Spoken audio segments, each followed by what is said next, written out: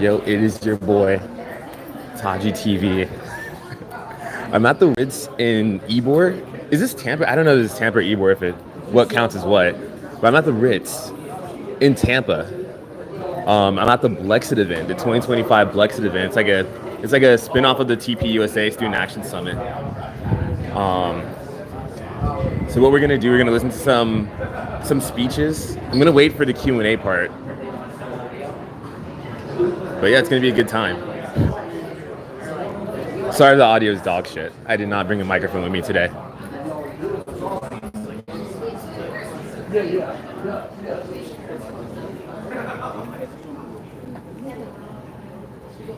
Is this like an expo area, or is this like private? Okay. I couldn't really tell. I was like, what? Hey, how's it going? Oh, where are you guys located? Actually, just on 19th Street. 19th Street. So right here in Ybor. Oh, in Ybor. Okay. I don't know the Tampa area very well, I'm going to be honest with you. So It's like, a couple blocks, maybe a quarter mile from here. okay. Yeah, the Tampa Baseball Museum. That's pretty sick. Huh. And Dang, I wish I knew about this before Father's Day. right. We do get a lot of families bring their dads in on Father's Yeah, Day. I wanted to take my dad to the PGA Museum. Then they closed down. And I was like, bruh. But the baseball museum could be, yeah. So where are you from? From Orlando. Oh, no, it's- There's no excuse to not really know Tampa that well, honestly. And what's happening is this. Well, I-4 is the excuse, but besides that. Right. But I was just going to say, a lot of people are coming across now that the Braves are playing in Tampa, and then they're discovering the baseball museum. So right now we're open Thursdays through Sunday. Okay. But That makes sense. It's definitely like a weekend type thing, this would be. Yeah. Okay. But if he likes baseball, and everybody represented here is from Hillsborough County. And Okay. And they're in our museum. Yep. Oh, I'll show you guys. So it's kind of dark, but.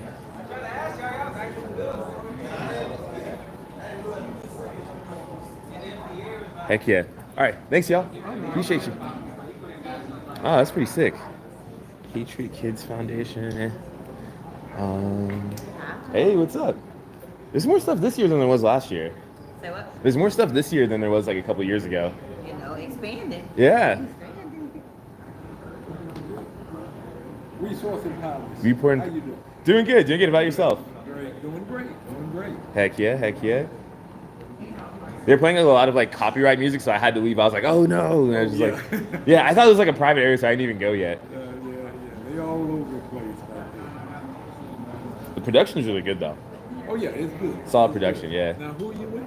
I'm here with like a YouTube channel called Taji TV. Oh, okay. Yeah. Now are you here in Tampa area or you? I'm from Orlando, so I just drove up yesterday and I'm just staying the weekend. I'll probably drive back. I'm driving back sometime tonight. Okay. I hope there's not a crash on I-4. Yeah. I understand. We here local. Yeah, you guys lifetime Tampa residents? No. No. Okay. No. I've been here about 4.5 years, almost 5. I feel like the Tampa story is like a lot of you guys are from either like Pennsylvania or South Florida. I've noticed that trend a lot with Tampa residents. No. I actually just moved from the Maryland, D.C. area. Ah, okay. I was close. Just- Tennessee. Okay, I was nowhere near that. No. It's something. We're getting used to it. Yeah, it's cool. It's cool in like the tri-city area of like Clearwater, St. Pete. Yeah. I really like St. Pete. And here too. I haven't been to Clearwater in years. It's been a long time since I've been to Clearwater. No, I actually prefer it. It seems that it's not as crowded and the tourism is not as hectic. Yeah. You go to Clearwater, everybody wants to go to Clearwater Beach. Yeah, that is a nice beach though. It's a nice beach. That is a That's quality why everybody beach. wanna go there. Yeah. But I prefer the St. Pete beach. You get down through that area, man. Oh, family. How you doing? You good? Yeah.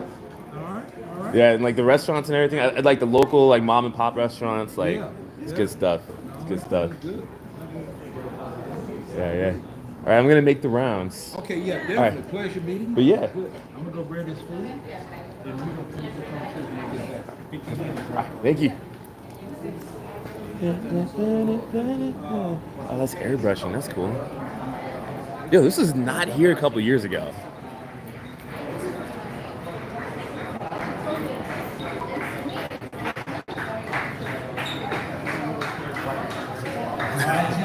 Yo, I'm afraid to go inside there because there's like 8 people I know. There's a lot. Actually, I'm gonna stop. Oh, they're actually playing music right now. Gosh dang it. Oh my gosh. I gotta go outside.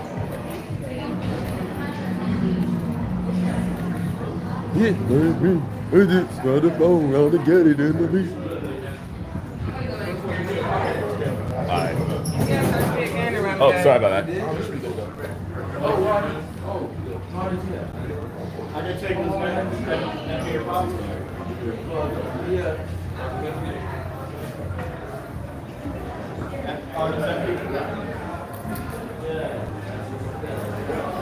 How did somebody just run out?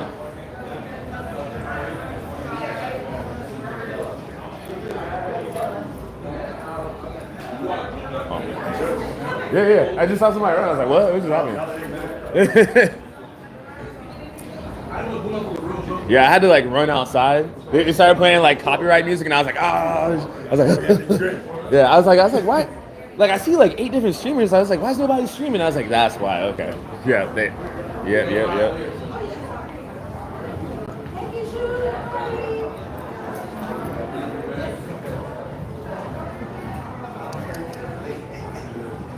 Yo, on the website for the event, it said that there'd be like different like liberals coming in. Have there been a lot of liberals coming?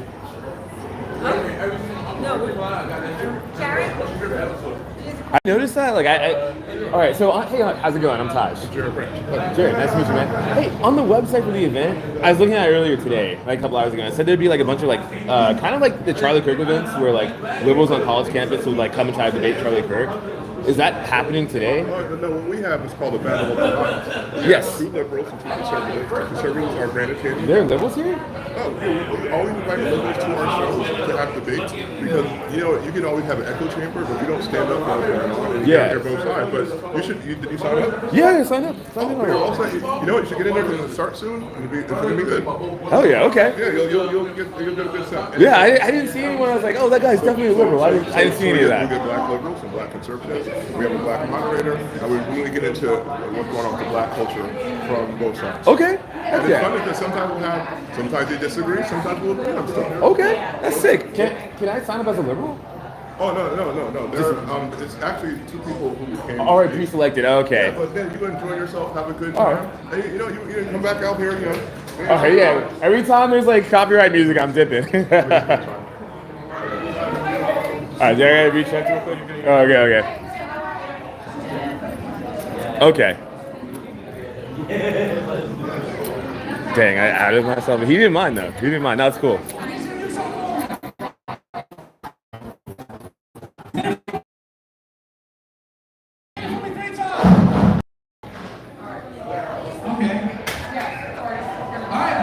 Oh, bands?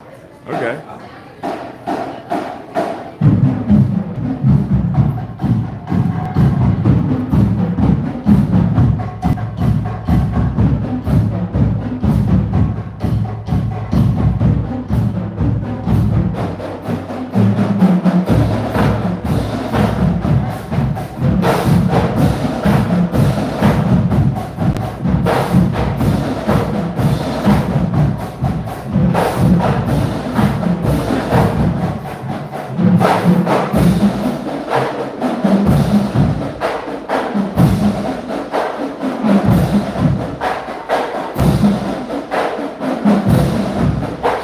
So sorry about the lighting.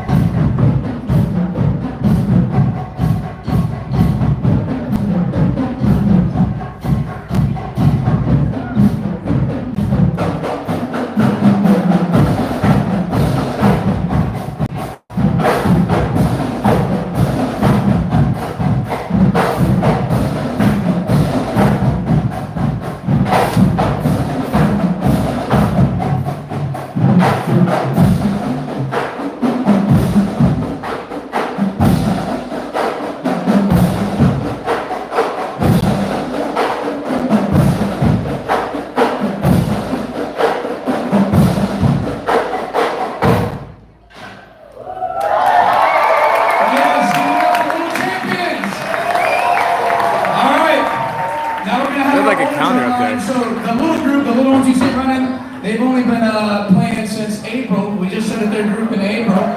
This group, they've been playing together since September. So, and they're all newbies. So that I didn't pull any people. I didn't steal people from school bands or anything like that. But they're all newbies. This is a community group. So this is TC Drumline. So give it up for them one more time.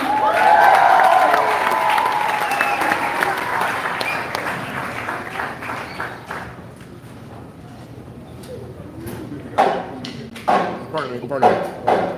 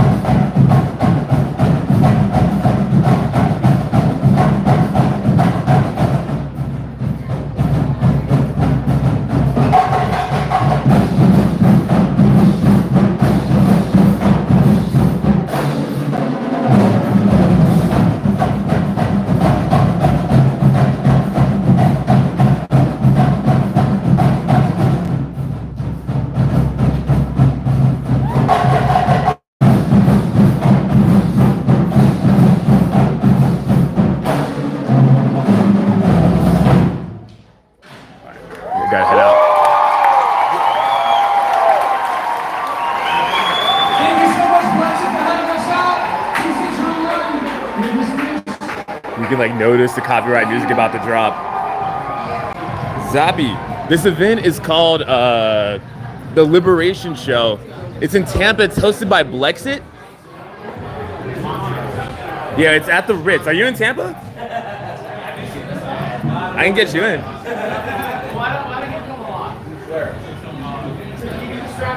Boom. See, I knew that copyright music was coming out. I was like, yo, I got like 30 seconds to get out. Oh, Zappy, I'm from Orlando. Oh, shit. They might have one in Orlando. If you want to pull up, you can. You like the hat? Pretty sick hat, right?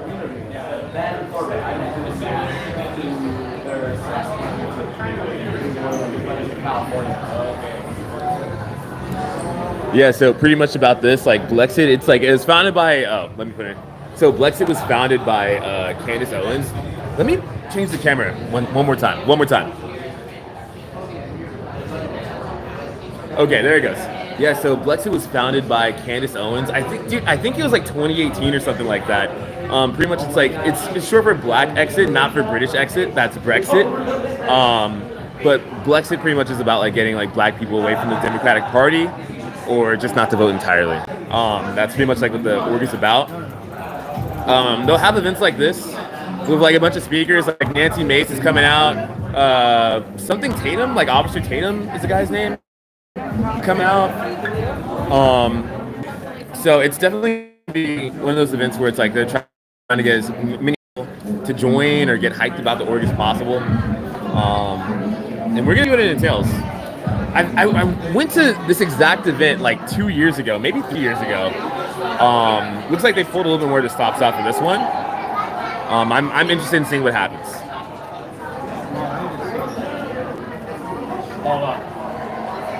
Okay, I think they saw the copyrighted music on the second side.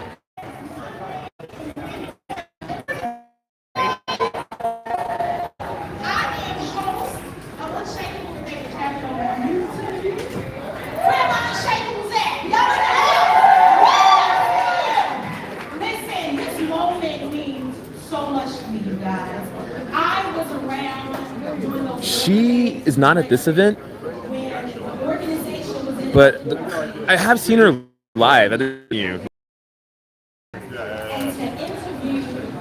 She wasn't on the roster for speakers. Damn, everybody's like, a woman speaking? Let's leave. Because you don't really have a community. There's no community, you feel alone. And back in 2019, Blexit was that organization for me. So it is without any further ado, I'm going to be interviewing this afternoon, or this evening I should say, the National Director of Blexit, Mr. Pierre Wilson! See, that name sounds familiar too. Pierre Wilson sounds familiar. Crap. Let me get out. Oh shit, damn. I didn't see that happening. Usually I can like detect it. I have like the copyright notice. Nope. James, what's up? How's it going? So Pierre, before you get into your story, and I know about your story and Like the production team's really good, but that's problematic for me. By Candace herself. So we're gonna get a little bit into that, but before we do that, a little bit of my story. You know, you come out as a conservative, your life before conservatism, all of us have this different path. For example, you guys, I used to listen to Al Sharpton every afternoon on my lunch break. Oh, the Lyme virus, it was. Oh, dude, that's a good idea. And so here, what I want you to do is I want you to. Zappy, that's a good idea. I need to do that. That's a big one to unpack. I was a BLM activist. Yeah, I was a BLM activist. I don't have any pictures, so don't ask. I deleted those. But I actually marched with BLM. So what does that even mean? When people say that, what does that mean? But I had a victim mentality. But the thing is that I didn't know that I was a victim when I was acting like a victim. I very much would have told you back then that I was independent. I was, you know, someone who completely thought for myself, and there was no way anybody would manipulate me. But yet, I look back and I realized that I was voting a way that did not align with my values. I was sharing all the things that you hear the left share today when they talk about the fact that black people have to work 10 times harder than the white person. And mind you, I had graduated college and everything, and I'm still complaining as if I can't do anything in this country, as this country is giving me everything, right? I was very much a person who just believed that the color of my skin was What is up with that? no matter what I did. You know, it wasn't really until that awakening when things changed, but you know, I didn't come from a two-parent household. My mom and dad divorced really early. They had a really toxic relationship, and I think it had an impact on myself and my siblings. So, you know, I looked at that also as another reason why I should be a victim, or why I am a victim. And I'll wrap with this part of this question. I look at all of the things that happened to me and the way things were stacked against me, and yet I still went to college, I still graduated, and it was proof that with hard work you really can do anything in this country despite your circumstances. And I now see that today. I know that stuff. Listen, I know how much, you know, when we come from such toxicity, how it can impact the trajectory of your future. But what I want to talk about now, I don't know if many of you guys know, but Oh, Jesus Christ. handpicked by Candace Owens herself. He literally was like the first Blexit person. And I know, you know, such that carries a lot of weight and a lot of responsibility. So what I want you to do now is, from the moment you were selected as like the point person to start growing this movement, when did you realize that this was going to be much bigger than this little organization that wanted to advocate? Yo, how do you get to that point? And freedom? I have to say, you know, because when I first started doing Blexit, I started as a volunteer, you know, and I had no idea that Candace or Brand would ever even know who I was. I just really believed in the mission. I believed in what they had founded, and it resonated deeply with me. But I knew that them doing these shows were great. It was life-changing, but I knew that it had to go further than that. And you know, I went and I started the first Blexit chapter in North Carolina. Lisa Matthews is somewhere around here. Lisa, I'd like to go there. She helped we start that chapter. We said, hey, we have to bring this message directly to people in the area where it matters most. I'm talking the inner cities, go into the neighborhoods that no one else wants to go into, and really make a difference. And we did that with no resources at the time. I think we were spending our own money, right? Oh, wow. We were spending our own money, but we believed so passionately in this. Candace came across it, she saw it, she sent me a DM, and that DM changed my life. You know, that was a DM where 3 months later I was hired. And I think sometimes I can't tell if a lot of these people that are really gung-ho for this org are some form of malicious or some form gullible. I can't really tell. It's hard for me to discern that. Thank you. Baby, did you look in here? Because, like, what's the profile of someone that gets, like, handpicked by Candace Owens? All right. I was just making sure we wouldn't miss anything. Yeah, we is so hard with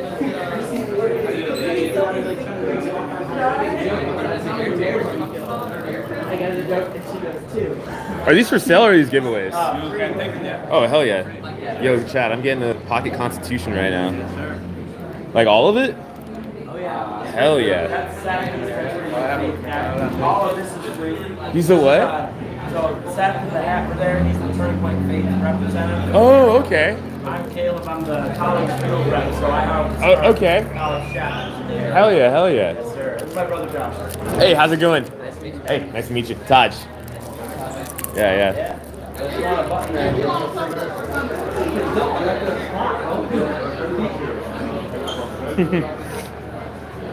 I like how those ones like Bernie Sanders colors. Yeah.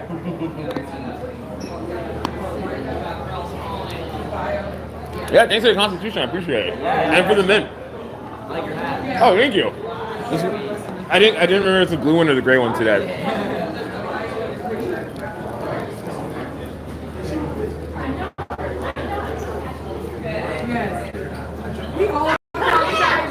Yep.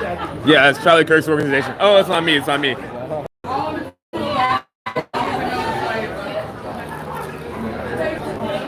Yeah. The stream from yesterday was at there's something called the Student Action Summit. It's like a really big event during the summertime in Florida. Usually, either like, oh, I'm talking too loud. Either in South Florida or in the Tampa area. And I think they have another one in Phoenix, Arizona. I don't know what time of year that is though. The goal is to go there too at some point. I like Phoenix enough. Phoenix is cool. We build leaders. I think there's a lot of people who talk about the need for leaders around the world, and Blexit actually is doing that. And just to say something to your other point, 70%, over 70% of Blexit is formally identified. Yo, I feel like half these dudes are LGBT. Who have come here and they say, you know what, I've learned a lot, and now not only have I learned, I'm willing to now teach someone else, help someone else. And they will only be willing to do that if someone is willing to invest in them first. So very early on, we decided that this movement was going to work. Do I have a plan? Because my logic isn't going to work.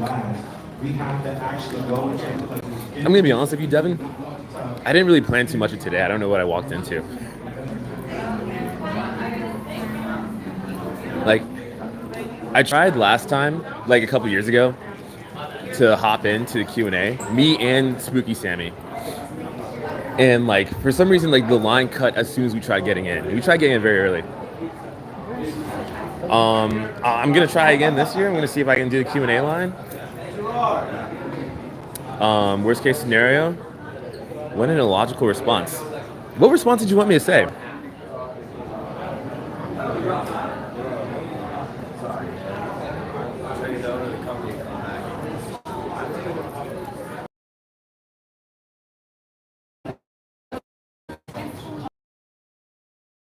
So, yeah, pretty much that's the plan. All right. Conservative telling me to use logic. It's crazy. The self-awareness here is nuts. God built me different, man. Every time people come after me, thanks, Devin. It motivates me to go harder, to work harder, to help awaken people even more.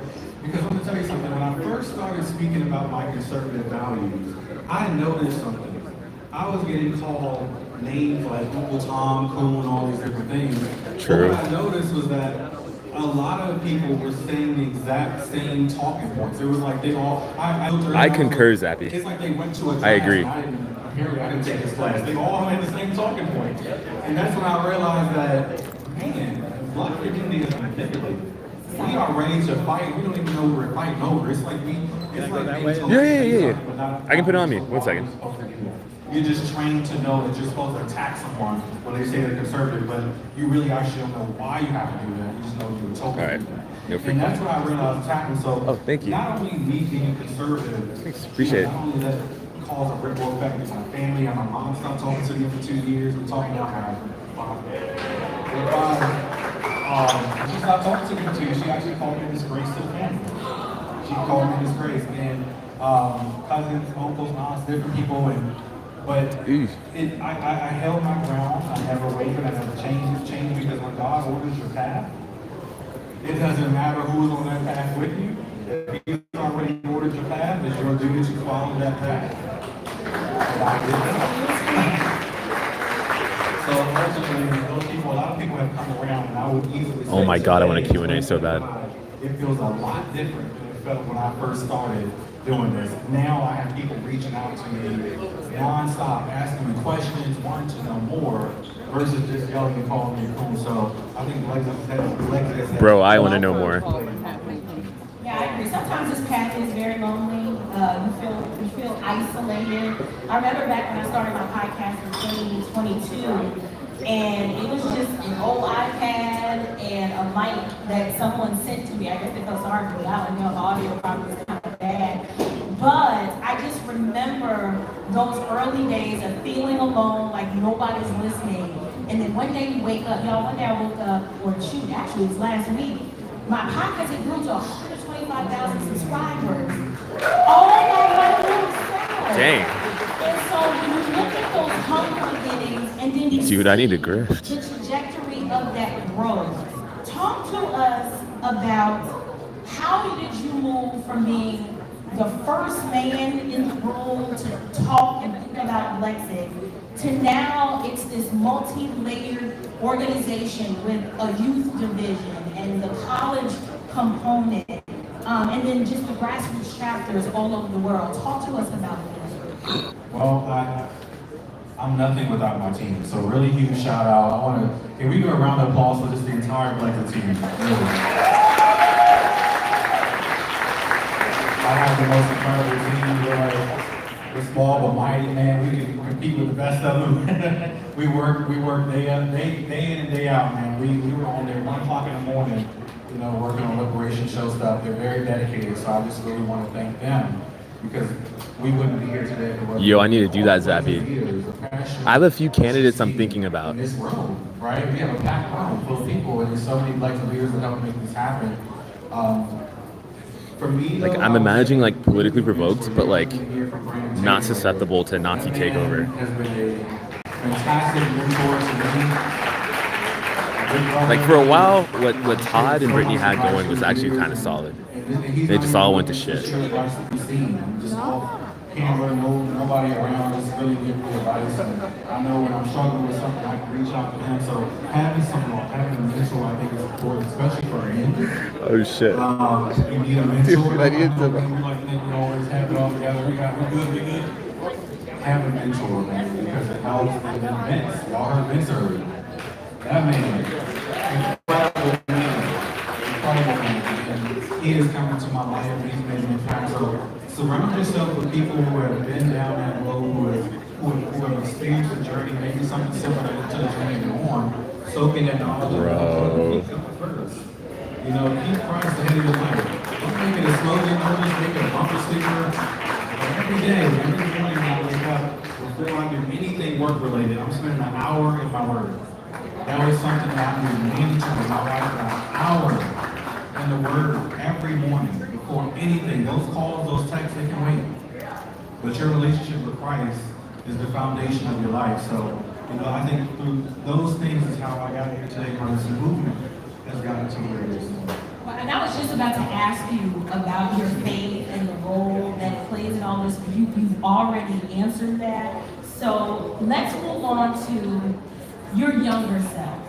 A lot of times I look back at who I used to be, obviously before Christ. That's a part of what I would tell my younger self. If you could sit across from the younger. One second. Tell us something. Yo, TRA Houston. Is that Trey or Tra? Tra says it must be painful to be around so many good people when the devil is so ingrained in your ideology. Tra, that's kind of wild, brother. I got you. Hey, what's up?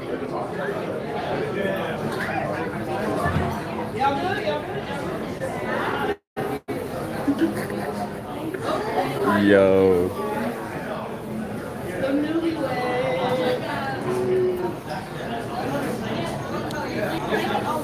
I'm actually enjoying my time, Tra. I'm having a good time here. It's very pleasant for me.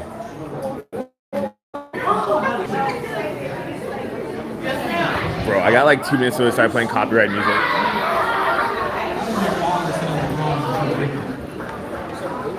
I got like 2 minutes, bro. Your father sits on the throne, and you're a victim. No, you're not a victim. And so I would tell myself to keep going. Keep going. We're going to wrap up here in a little bit. But Common Cure, what's up, gang? I can't help but to think back to 2020.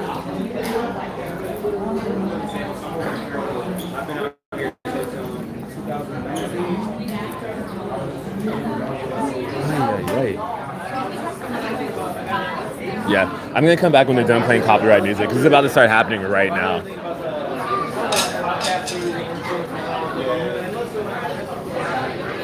Is that hand sanitizer?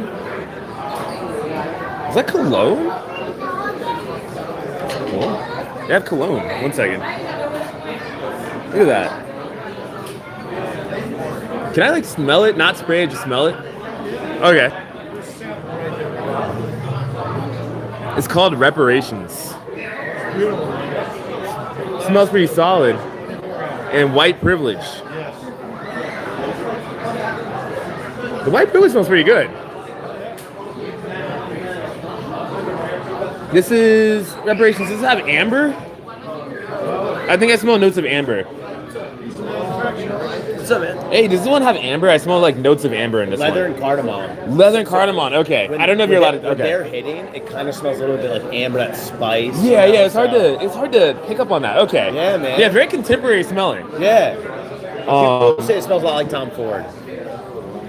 This one is, gosh dang, don't tell me. I won't. Not Elon, something floral. It is. It's not like You're smelling citrus too. It's citrus in. Okay, you know that is citrus in there. Yeah. But what flower? You know it. It's very popular. Starts with a P. It's on Pea blossom? No. Pea flower petunia? Patchouli. Gosh dang it. Okay. Wow. That's a big favorite. A lot of people. Actually, I sold out the other day, and I sent my dad a bunch of because he sold some to the hospital that his wife works at. Oh wow. So I had him go pick those up, and we got 5 more. We sold out of white privilege. Oh dang. Yeah, it's a very sweet smelling scent. They're both unisex? This one's unisex. This one tends to be more masculine. Yeah, it is. Yeah, yeah. So, but this is. I'd be like totally surprised to unisex. smell a woman smelling like reparations. Yeah. And then we're gonna release. Usually that's when you start paying. Well, the cool thing is we're giving back with this.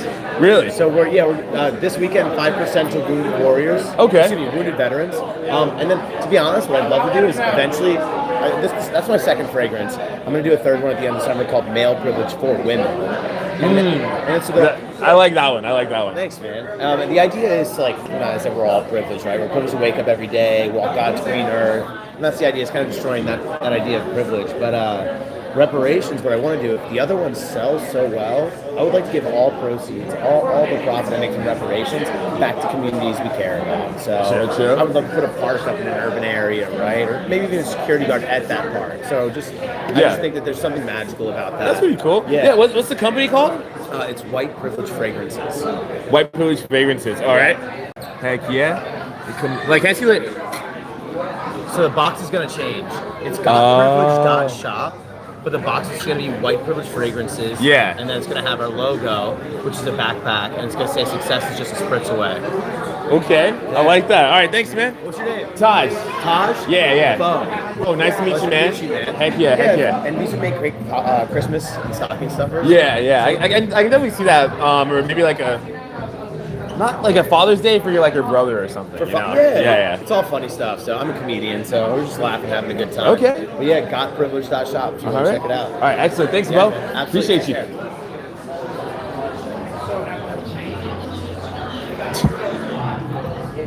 See, I knew they're gonna play copyright music. See, notice how I left before they started playing it. That's that 6th sense, baby. You gotta tap in. Yeah.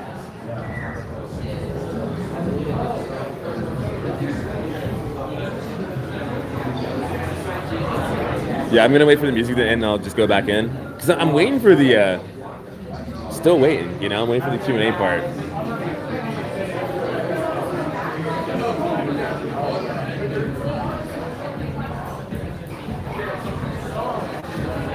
Is that copyright or is that like an independent artist?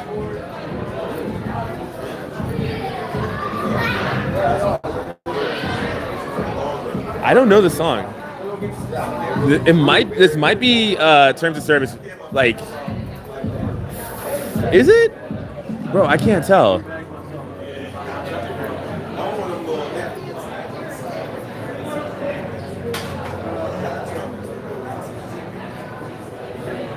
Imagine this gets used against me in 5 years.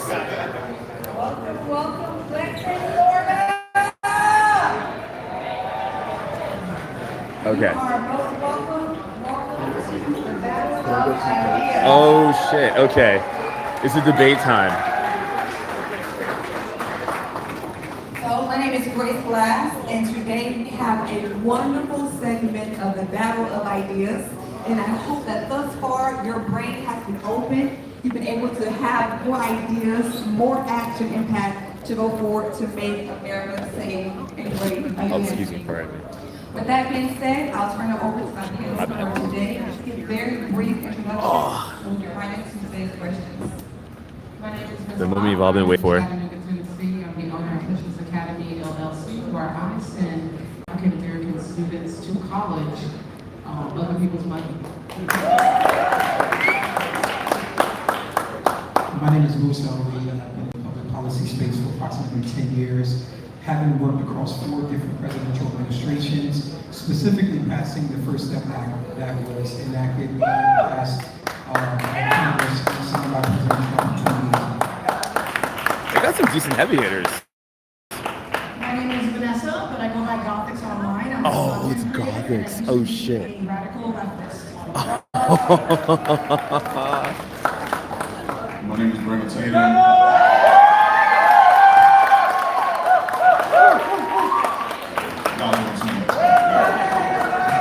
love y'all back, but I'm a former police officer. Now I have a YouTube channel and a podcast where I talk about political issues and social issues called The Officer Tatum. Thank you so much. Thank you so much. So the purpose of this debate is for you to come to your own conclusions. You will hear 2 different sides. You will hear the liberal side of issues, and then you will hear the conservative side. Now I know we're all here home base, but be open to what you hear today for responses, the questions, really embrace what goes forth from this going forward. Our first question for today. The One Big Beautiful Bill has been signed, and that has made the 2017 Tax Cuts and Jobs Act now permanent. Here's the first question. The 2017 Tax Cuts and Jobs Act includes opportunity zones aimed at revitalizing underserved communities.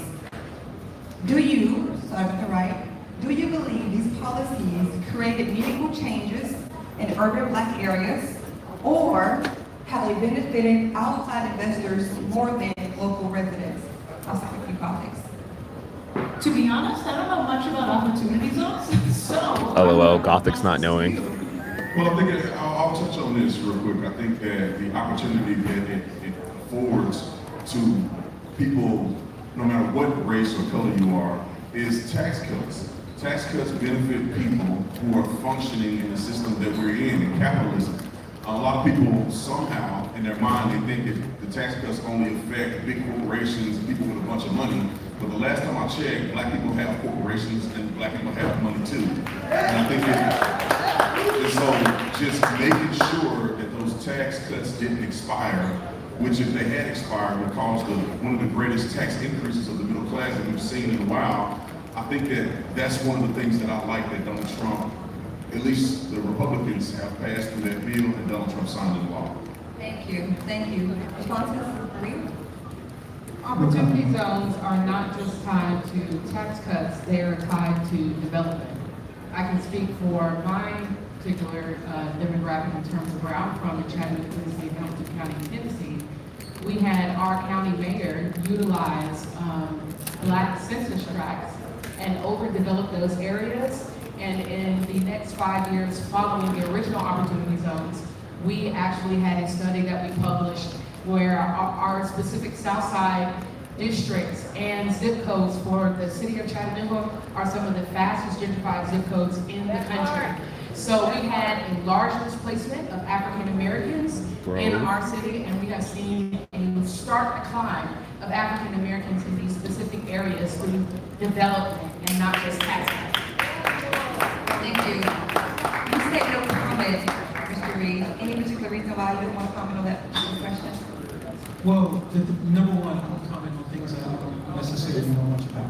What I can tell you is this, to my sister's point. One of the things that I see as it relates to gentrification, as it relates to redlining and so on and so forth, is the notion of institutional biases and also systemic issues that continue to oppress communities, whether they're Black, brown, and or white communities, and really uplift the elites. I just want to add to this. People a lot of times make gentrification out to be this inherently negative thing towards Black communities. If corporations or people with money are going into the community to buy property, who are they buying the property from? They're buying the property from black people who own property there that have decided to sell their property at a profit. So it's not necessarily bad that there are corporations or money being interjected into these communities that make the community property value go up, but it also benefits the people that live there to a certain degree. I can't see the argument where people are saying that it displaces a lot of black people in certain communities, but listen, it's capitalism. I think that a lot of black people benefit from it as well. If you have money, you have resources, you either sell the resources to make money or you can invest in your own community. Why in the world is it always the case where we're talking about black people or white people that are gentrifying areas? Why don't black people who got money, who have businesses, reinvest in their own communities? We're always looking at white people and blaming them for what they're doing to innovate communities to make money and make them better. Why don't we do that to our own communities? The problem is we don't spend in our own communities, we don't reinvest in our own communities, but yet we complain when others do. Wait, go ahead. That's a perfect segue to our next question, and we start off with you, Mr. Reed.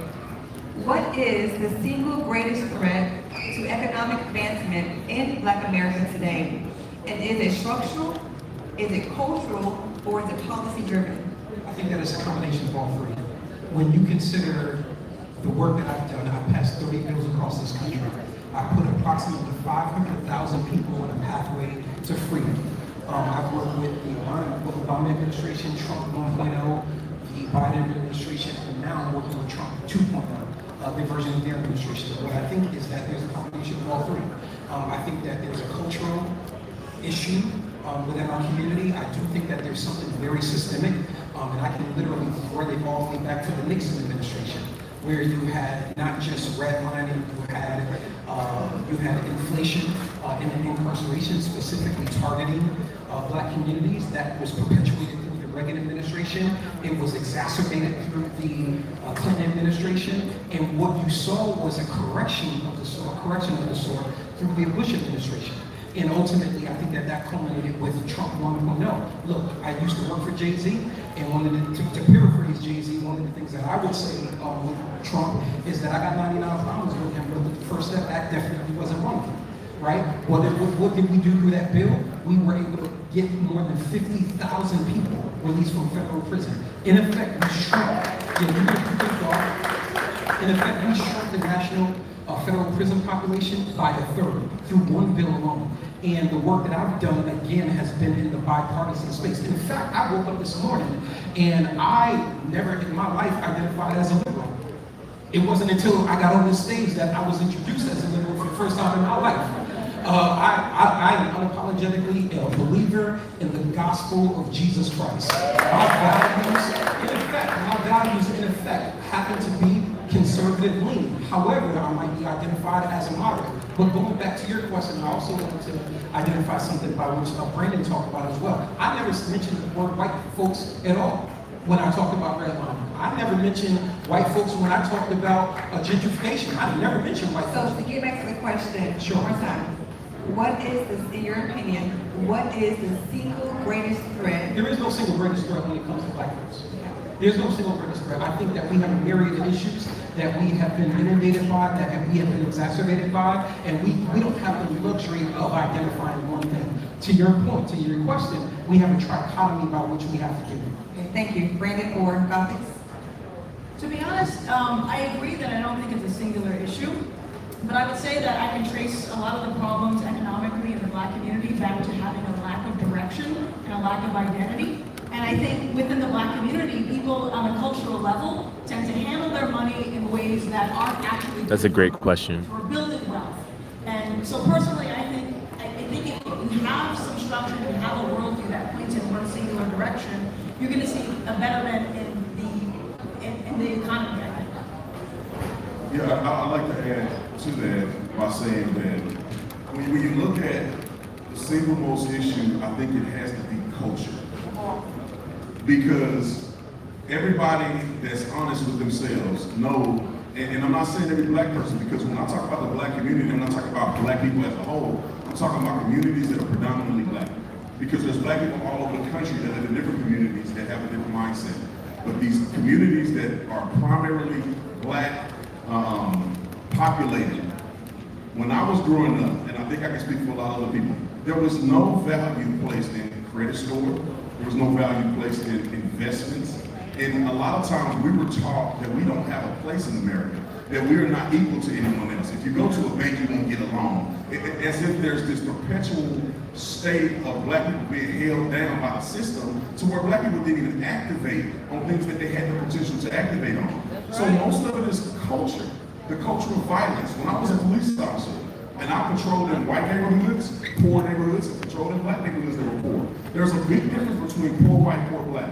And one of the differences is, it's violence. I do not know of a gang, Crips and Bloods in the white community. I'm just being honest. There's no Crips and Bloods in the white community. If you go to Chicago, Illinois, and you look at the shootings that occurred on the 4th of July weekend, I'm talking 40, 50 people shot, 20 people killed in Philly, drive-by shooting with 15 people, I think, were seriously injured, a few of them killed. You don't see this same type of violence in white neighborhoods. And that is a cultural phenomenon that I think hurts black communities a lot. Thank you, Brandon. Okay, so I see Mr. Reed and then Maria. Yeah, well, number one, I don't know what neighborhoods that you, Officer Tatum has patrolled in, but where I come from, I know a whole bunch of Crips, I know a whole bunch of Bloods, I know a whole bunch of local high-risk groups that are in white neighborhoods. If you've ever been to Little Rock, Arkansas, if you've ever gone to New Haven, Connecticut, if you've ever gone to places that are outside of Chicago, outside of Philadelphia, outside of Compton, you will see that there's a permeation of a spirit that is trying to kill people everywhere. And wait, let me finish my point. So there's that's an effect of poverty. A spirit that is out to kill people everywhere. That's number one. The second thing is that the folks who actually are in the crowd, who actually applauded there not having big gangs in their neighborhood, probably don't come from neighborhoods where there actually gangs are. I know very serious risk groups. I know people, young men and women who in effect are involved in gangs. Now, they may not be as organized as the Bloods, they may not be as organized as the Crips, they may not be as organized as the Latin Kings, so on and so forth, but the fact of the matter is that they do exist. Well, I can tell you this because I did 14 years in federal prison, and I was locked up with many of those individuals as well. Yeah, thank you. One second, Brandon. Want to ask that? Yo, he's so real for that. What is the single greatest threat to economic advancement? Spitting. The moderate guy's spitting. And is it structural, cultural, or policy driven? I think it's all three, but I think if we were to sum it up in terms of the greatest threat to our community, it is ignorance of a lot of things. We have in our own families and in our community dysfunction. We do have institutional barriers that are very real. And at the same time, we have a lot of things that are going on. So like, perfect example in terms of ignorance, TBI, statistical data for the state of Tennessee, says that the largest violence that happens in our state is sexual violence, and the clearance rate for the Chattanooga Police Department is 8%. What is the lowest number of violence in our community? It's murder. But what is the clearance rate for that? 97%. So if you have a rape, a sexual assault, the statistical likelihood is that nothing is going to happen for you. But if you are murdered, there's a statistical likelihood, especially if you're coming from my community, that you're going to be caught. So I have to say from Mark, shoot me a GM. That's where I got that from. The TBI categorizes data for the entire state and every police department in our state. We're not dealing with all forms of violence. We prioritize in our conversation certain types of violence based on the demographic and the people that we're talking about. But you can continue. All right, please. Brandon. I cannot name one white gang. Hell's Angels? No, that's like. Oh! Neo-Nazis marching in Nashville, Tennessee? But where do you see the murder rate in the neo-Nazi group? I ain't never seen a neo-Nazi a day in my life. They were marching in Nashville, Tennessee. They were marching at TPUSA in 2022. Show me the murder statistic of the neo-Nazis. Okay, that's what I thought. They're in the fucking White House. The violence and gangs. Are we willing to lie about the issue in the black community of gang violence? These young youths, let's look at the music. You look at rap music. We got look at the music. The young brothers are rapping about murders that they are committing on a day-to-day basis. We see young men dead and lying dead in the middle of the street. Let's talk about the reason why sexual assault and murder is prosecuted at a different rate, or at least arrested at a different rate. Because when you have a dead brother laying right there on the ground, you have a plethora of evidence that you can see with your own eyes. Many times they're shooting people right in front of everybody, at parks, right in front of the club. I mean, so the evidence is there. That's why it's easier to prosecute people when you have a dead body. But sexual assault is stigmatized. Some people get assaulted and they don't want to tell anybody. It's a very different thing. You cannot compare the two. But you gotta be disingenuous to say that gang violence and the violence that we experience in black communities are somehow equal to what we see in other communities. It's just not happening. All right, we're done. Well, we'll have some more questions to go through. You never got into the why. DEI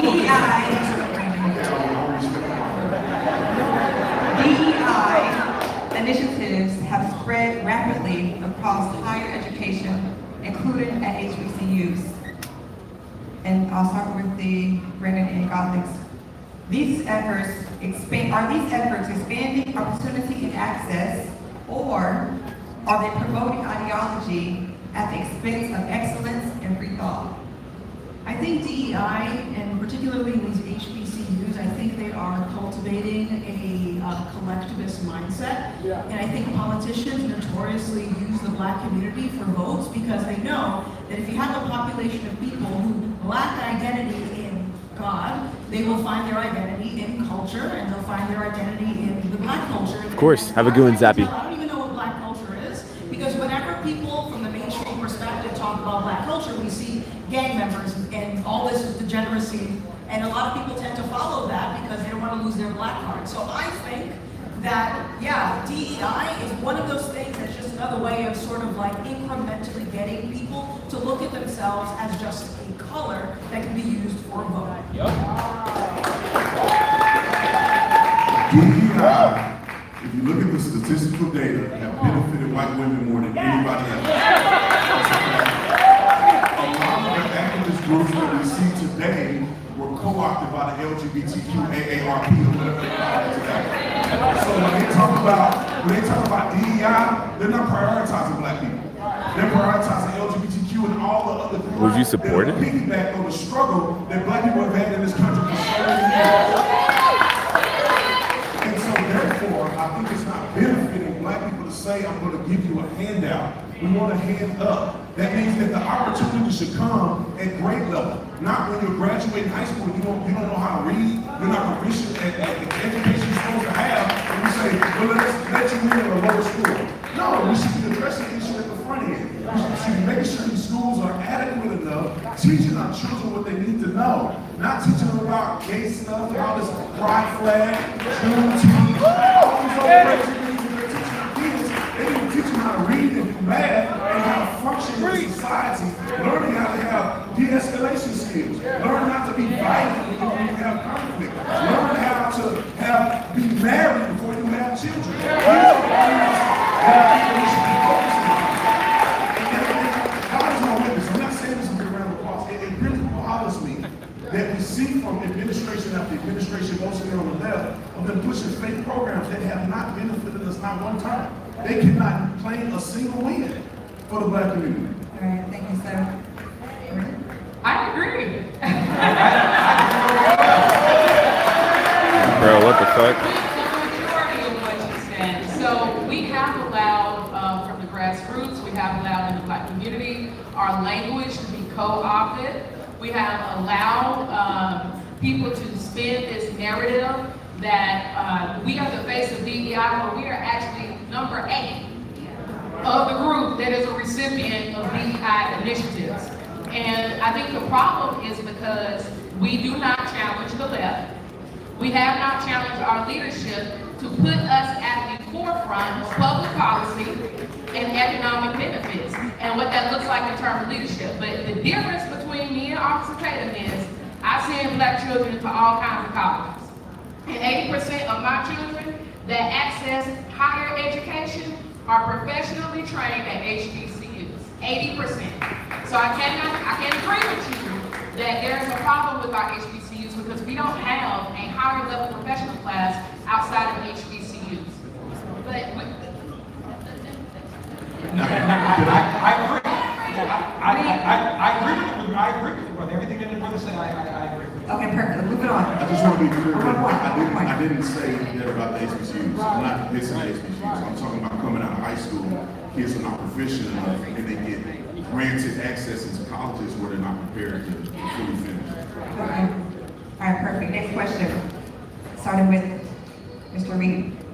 The Biden administration has supported undocumented immigrants with criminal records, including those who attacked police officers. Critics say it's inhumane and tears families apart. What message does this send to Black Americans and communities that have dealt with family breakdown, lawlessness, and lack of accountability for decades? I didn't hear was anything was. I didn't hear the first cause of that question that is around the Biden administration. Yes, the Biden administration has supported undocumented immigrants with criminal records, including those who attack police officers.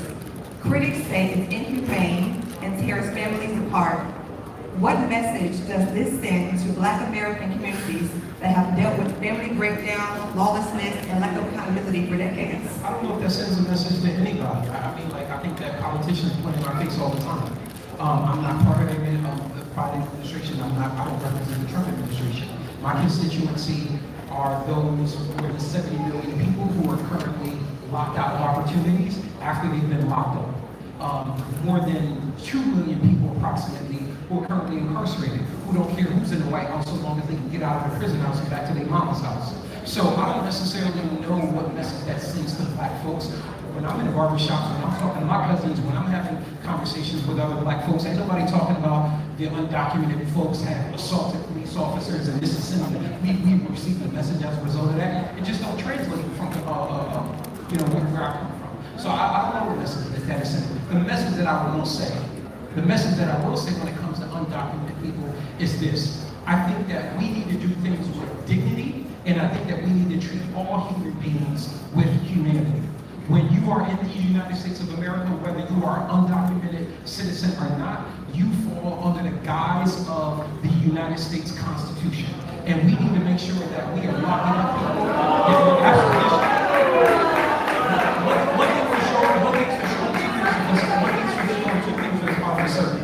When you are incarcerating people, you need to incarcerate people civilly, you need to treat them with humanity, and might I say for those of you who are in this room who claim to know Christ as your personal Lord and Savior, you also True. No.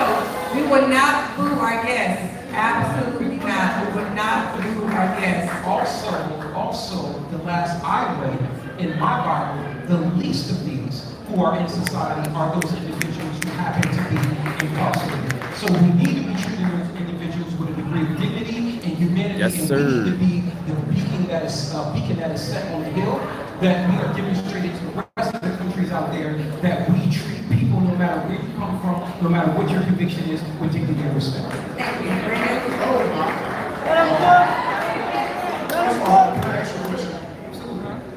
Which side did you vote for the last election?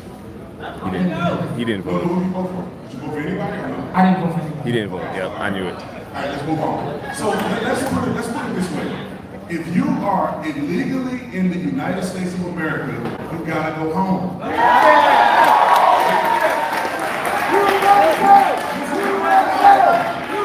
cannot draw a false equivalence. Black people cannot be equated to illegal aliens. We're doing it right now. God in this country, following wars, we have to work to get free from slavery, citizenship, right to vote. These people came over here last night looking for the same rights and opportunities as black people. The penalty for being illegally in America is deportation. That's according to the law. Now we can do it with dignity, but you still got to get up out of here. Because at the end of about people like us. How we let them just usurp authority and position over us? They are prioritizing illegal aliens to replace black voters. I want to jump to a question with all of the stuff that they're pushing out here. They're trying to make the black vote irrelevant. They want to get as many illegal aliens in this country as they can, give them amnesty, and they will become the majority minority against the black people. And you want to look at the policies that they're pushing. Now, when black people were committing crimes, they were putting them in prison and not looking back. They did not care that you were separated from your family. But these people are throwing rocks and ice ages. They're shooting at them. They're breaking the law. They're raping people. And we want them to somehow have dignity. If you commit a crime in America, you will be deported. Donald Trump has been right on the facts. The Supreme Court has supported almost everything that he has done. And I think that that's the right way to handle it.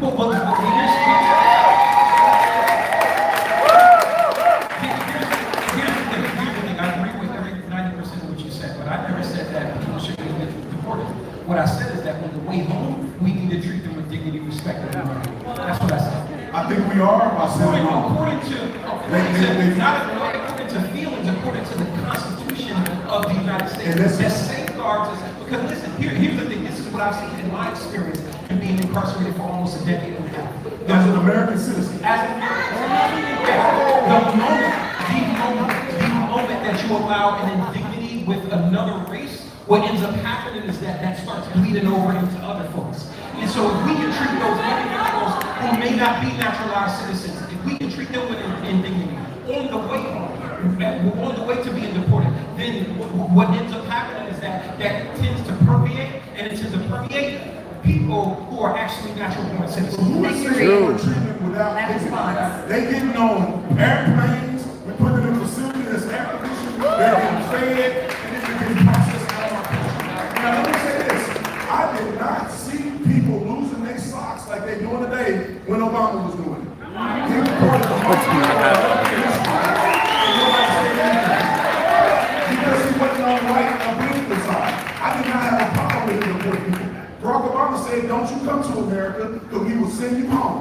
And when Donald Trump does it, when the Republicans do it, all of a sudden it's inhumane. If you don't want to be separated from your family, you know what they should do? And I think this is compassion. Stay home family with you when you go.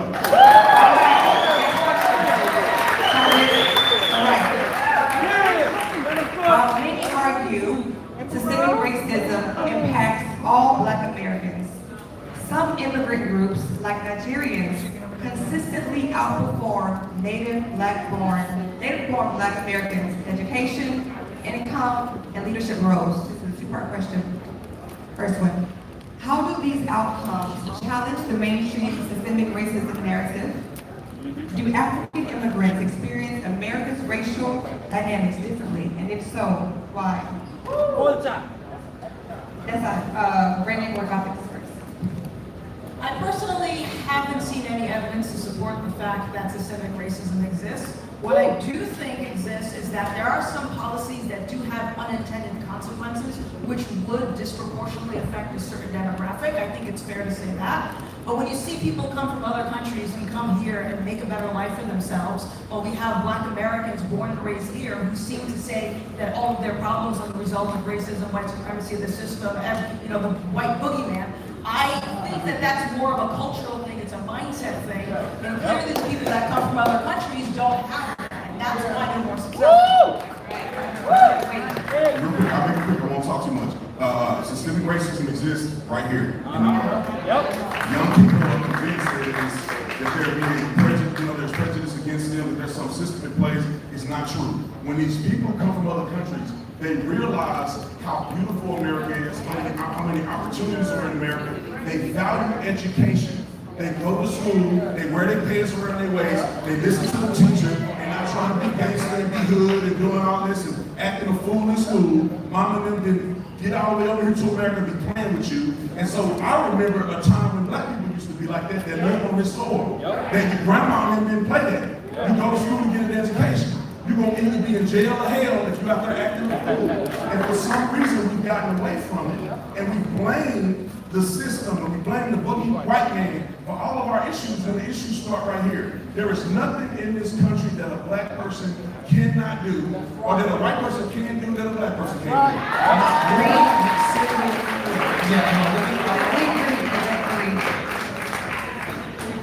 do. If you follow the pattern of immigration over the time point over our history, the majority of Nigerians, Latinos, and other people did not pour into this country until after we achieved civil rights.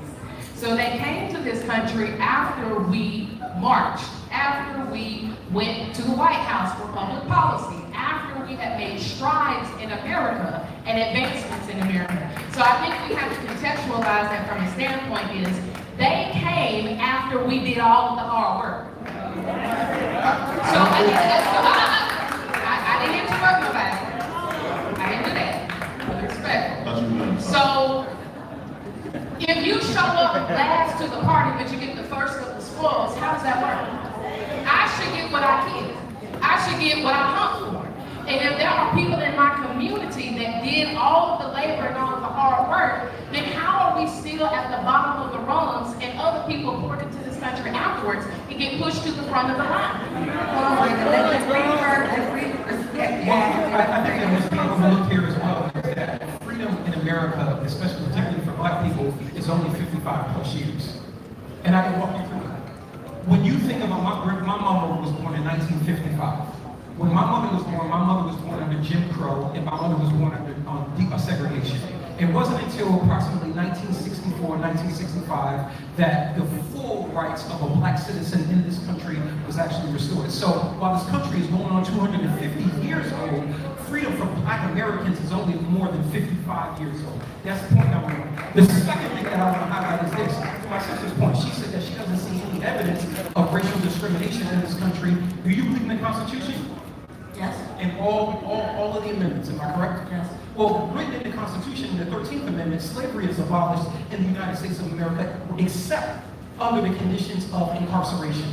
Who do you see incarcerated more in the United States of America than black males? And so this is facts, not feelings. These are facts, not feelings.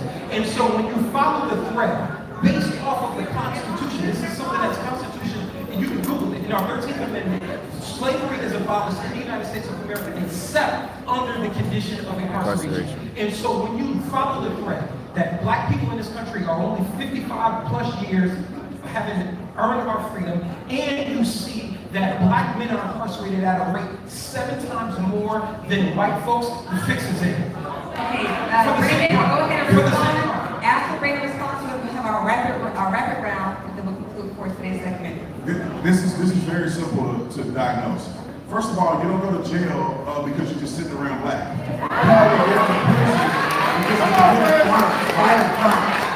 You know the real time. What's up, baby?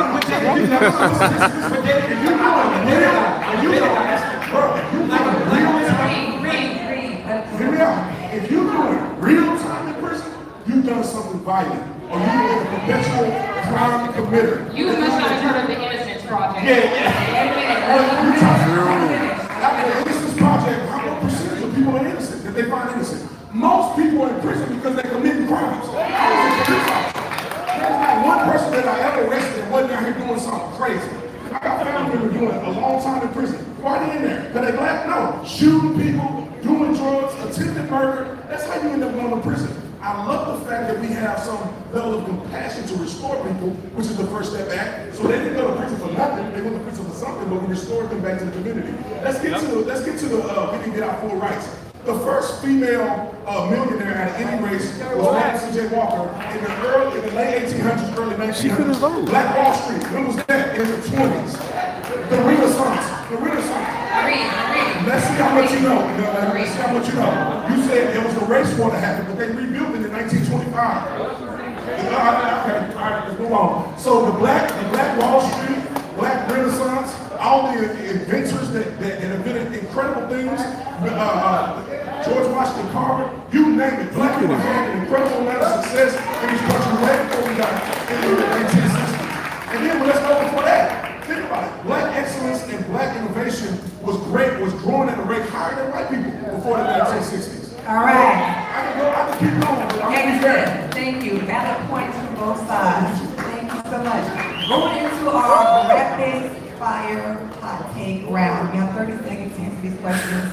Start with you, Marie. Is America a racist country? 30 seconds. Hell yeah!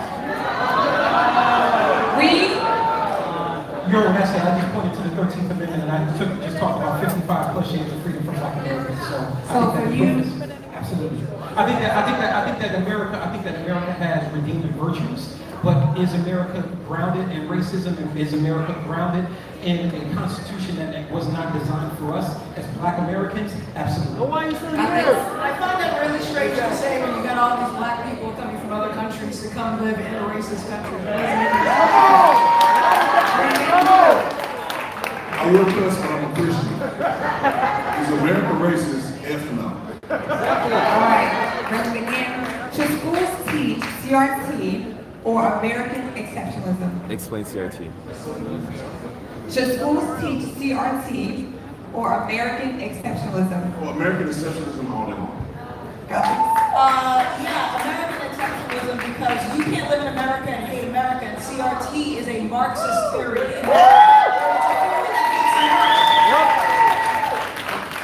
Look, I'm not concerned about theories as much as I'm concerned about children having access to higher education, white communities being built up, and having Black, brown, and poor white children show up as a better version of themselves.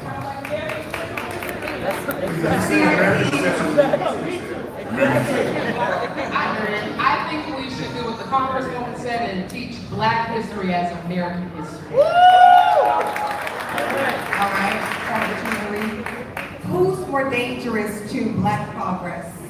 White liberals or white conservatives? White conservatives. White conservatives, 100%.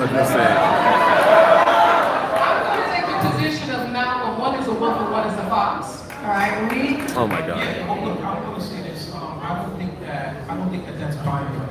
I think that there are evils on both sides. I've seen both sides play in my face. I've worked across 4 different presidential administrations, and I've seen the best. I've seen Republicans at their best believe in liberty, and I've seen Democrats at their best believe in justice. I also don't think it's a political issue, but if I have to be technical, it's going to be white liberals. They're probably more detrimental to the Black community. 1,000% white liberal.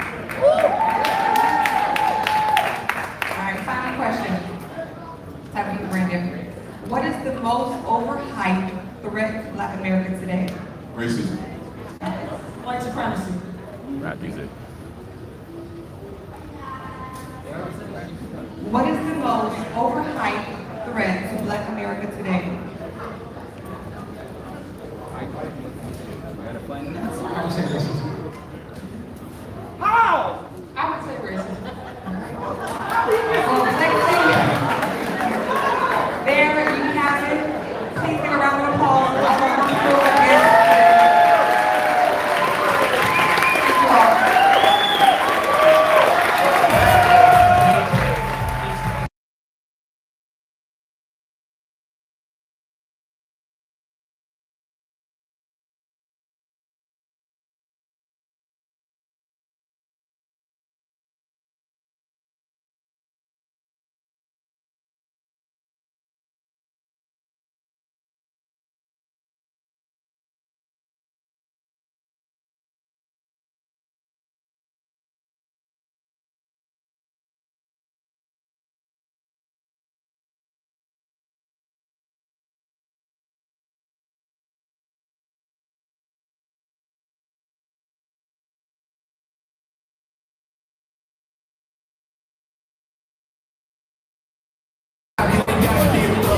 Damn, I wish they allowed audience participation this time.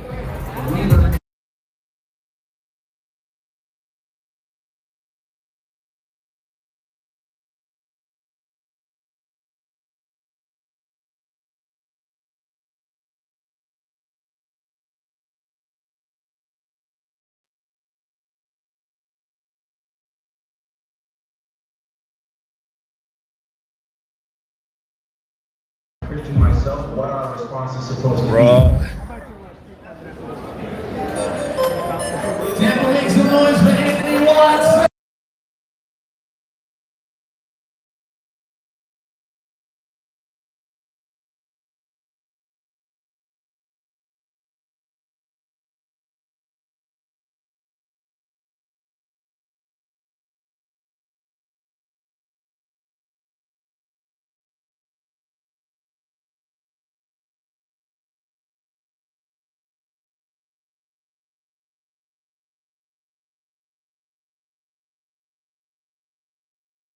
guys so much for the warm welcome. My name is Anthony Watson,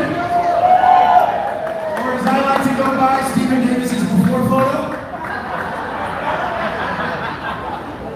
This is good energy. But give it up for that panel that just took place. I don't know about any of you, but the house that I grew up in, that was kind of like when your sibling gets locked in a room with your dad after a long day of work when you've done something wrong, and all you can just hear is, oh my God, belt tech, you know what I'm saying.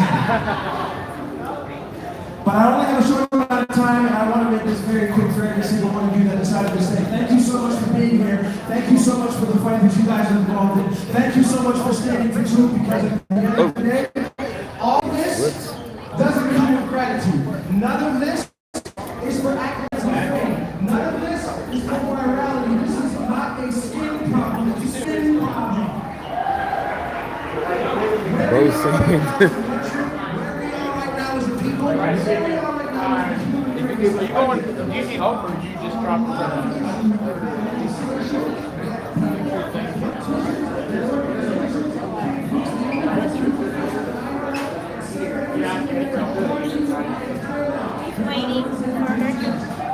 Yeah, I was trying. I was waiting to cross. Yeah.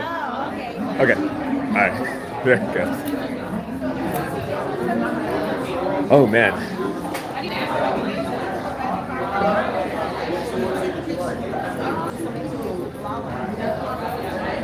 Oh boy. So what do you guys think?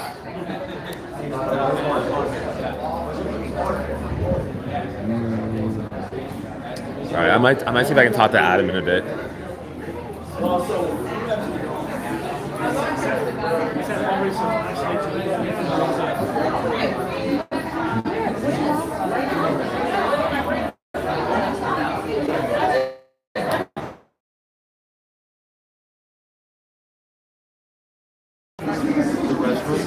For women is around the corner. I know, but because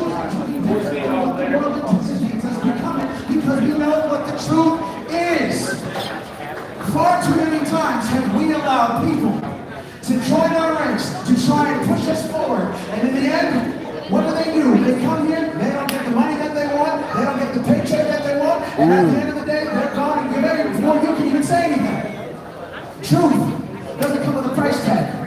Motivation, inspiration, you don't get that in a paycheck. You can get an inspiration knowing that as soon as you guys walk outside, that sunset that you're going to see today is the sunset that historically in your entire life will never be the same like any other one that you watch. Something about the world and what we live is going to be different that makes you appreciate the Creator and the life that we've given, that He has given us in the time when the truth is needed more than ever. How is it in the world that we live? You have a watch that can count your steps, a ring that will tell you your body temperature, but we got to use AI and everybody else to help us figure out what the heck a woman is. We need all of these other pro tools and everything else to try and determine whether or not it's okay for adults to be with little kids. We have all of these other things going on that are making everybody else know and understand that where we are is not a race issue. I am a black man by race. I am a child of God by grace. If you need an example of what it looks like to not be somebody or to be someone that was so used to being a hurdle and a stumbling block in the lives of everybody else that actually wanted to do well for themselves, look no further than me. I was somebody that when I first started this conservative movement, I thought it was all about myself. I tried to do everything to get viral, even if it meant crushing the people that worked so hard to make me somebody that actually had more confidence in the things that we already know to be true. Where we are right now, we're not preaching a new gospel. We're not giving anybody new facts. What we're doing is bringing people back to basics. And that is something that should never have to be this hard to fight for. But when it is, we don't need people that are going to trip us up in the process. We don't need to have a long list of reasons of people that we disagree with to prove a point, because we already know what the truth is. The dangerous, the most evil, and the thing that is going to trick us and stop the progression of where we're going the most are people on our own side that do nothing. That is what we face, that is what we fear, and it is not about your minority, it is not about your subscribers, it is not about the money that you get, because those things, they run out, they unfollow you, they block you, they change and switch up on you, but the Word of God stands forever.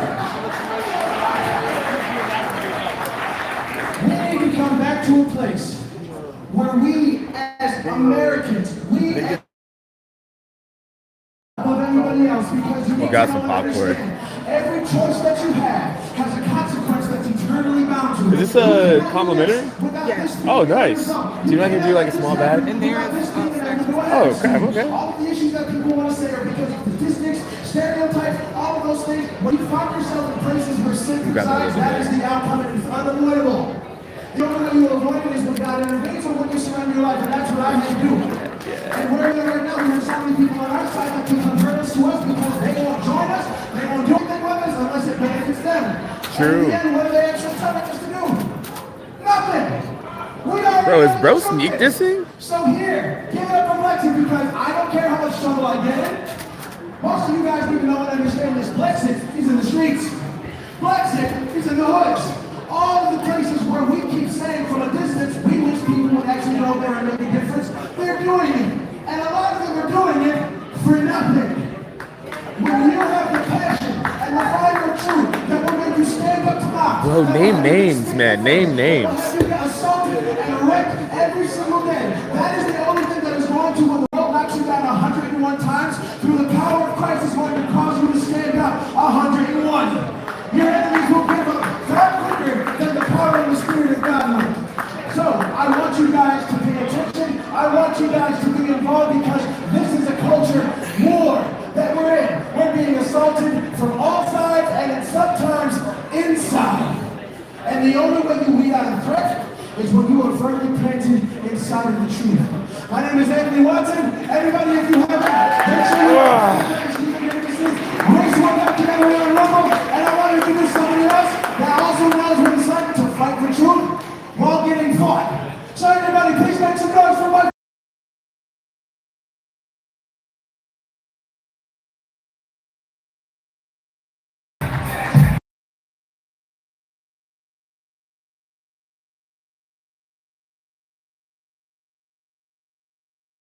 Jonas, right? Let's give it up for the Blexit team.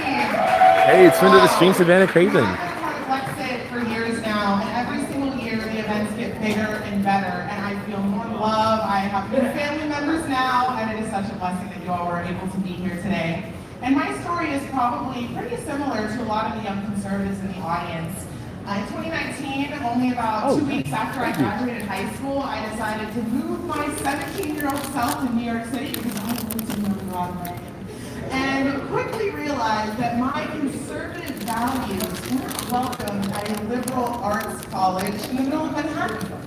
I had Christian values, was raised Catholic, still Catholic, and it was something that's always been very, very important to me. And I knew that eventually, maybe after my Broadway career that I was going to have, that I would get married and have a family, just like a good little Catholic girl would.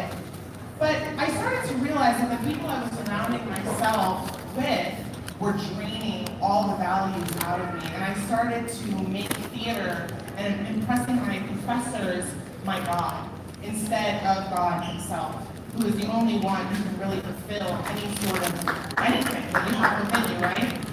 Exactly. And around that time as well, I started to hear about abortion more. And that was something that I realized, maybe people do need to have an abortion every now and then, maybe in the cases of assault or, where there's an incest situation or like in other cases, we always hear that. But I was meeting young women and even men that were proud that they had had an abortion or that they knew somebody who had an abortion. Pro-abortion, those two words put together, I couldn't understand it. And I started diving more into the history of Planned Parenthood, actually how many abortions we have every single year in this country, which is growing every year. It's probably over 1 million a year. And this was about the same time that the Black Lives Matter riots were about to start, that summer of love. And I thought about, well, an organization who cares about Black lives, their whole existence is because they want to help Black people, they have to be against abortion. Because as I was doing my research on Planned Parenthood, and once you go down that rabbit hole, you never really come out. You learn about Margaret Sanger, the founder of Planned Parenthood. Hitler looked up to her. She spoke at KKK meetings. She thought that Black people were weeds. She wanted to basically take anybody who wasn't this perfect race in her eyes and send them on an island to live away from the rest of society. And then I find out that the co-founder of Black Lives Matter is best friends with Cecile Richards, former Planned Parenthood president. And I realized that the city that I love, New York, where I still live, despite its issues, it is more likely for somebody who looks like me to be aborted than born. And I knew that I had to speak out. And this brought so much controversy within my theater community. And I started to be known as that weird Christian conservative, that alt-right person, just because I said that I don't want babies to die. The craziest thing you can say nowadays is I don't think babies should be killed, which is unbelievable. But I decided to fully embrace it. My mom, sitting in the audience here, she told me that you need to find your tribe. You can't just think that you can go along and pretend to be somebody that you're not. And that's exactly what I did. And my first event actually was SAS in 2020. And that was the moment where I was like, wow, there's actually people out there who let me think what I want to think and listen to me and have the same values as me. And I went on to do professional theater for about a year, traveled around a bit, and I love theater, I do, but I felt a calling from God to speak against the greatest genocide of our lifetime, and really in the history of the world, which is abortion. Black women are only about 13.5% of the population, yet we are sold nearly 40% of abortions. I'm just gonna pause there. We have a real issue, and it's not just on the streets, it's not because of police brutality. The issue starts in the mother's womb, where we are ripping our babies from our womb. Think of any other mammal that really would just rip a baby out of their womb. Yet we are made in the image of God, the only creatures that are made in the image of God, and we are dehumanizing our children. And sometimes when you speak out against things that Jesus tells you to speak out against, there's always going to be Satan waiting at that door. And a lot of you guys probably know me from my videos that I've done, maybe one in particular where I was met with a rather interesting individual, and I was brutally assaulted simply for standing up for preborn children.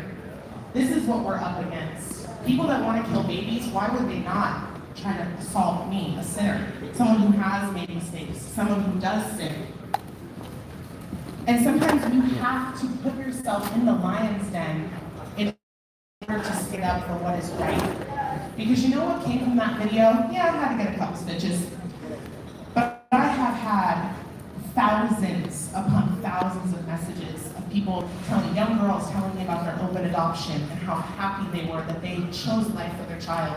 Women that told me that they conceived their little baby in rape, but they saw a pro-life activist on the sidewalk and decided to walk away from their abortion appointment. Use this as your moment today, if you aren't already involved in the pro-life movement, to truly stand up for what is right. And with Blexit, if they give me the opportunity to go into these communities and have these, we're excited to have that happening once school comes up again. But get involved in your local chapter and know that if you are feeling like I was in college, alone, confused, wondering what your path is, that it does get better. I thank you all so much for being here again today. And I love you all.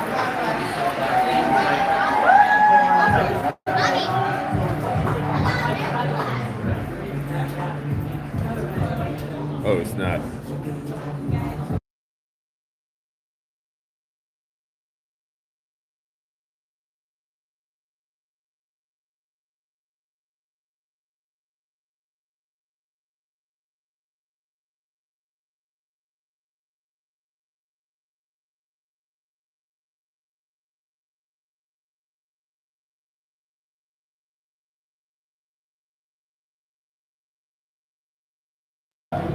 All right, I got some mouthwash. Oh, no, I'll be right back.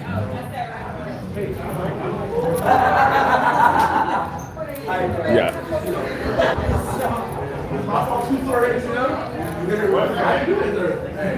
What if your hands get stuck in a leg roll?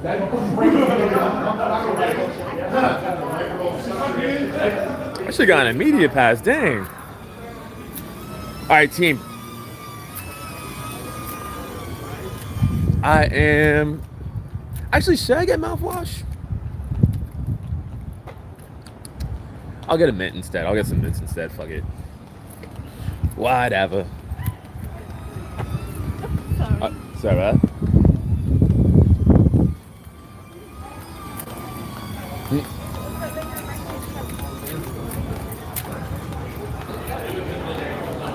Are you guys doing interviews? Yes, sir. Oh, true. What's the what is ITV?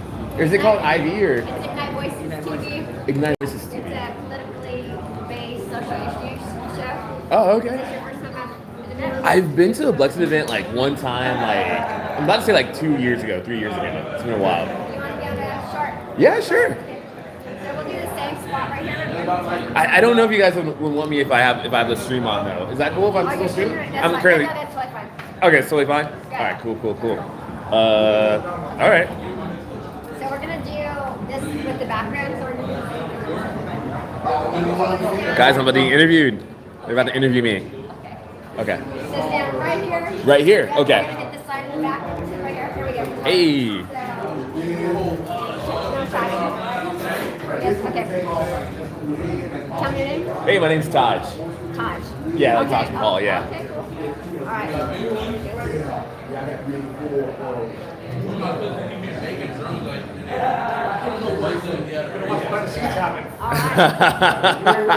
Hi, I'm Emma Sarah with Ignite Voices, and I have Taj here, like the Taj Mahal. He said, Taj, what do you think about this event? We're in Tampa. Are you from Tampa? No, I'm from Orlando.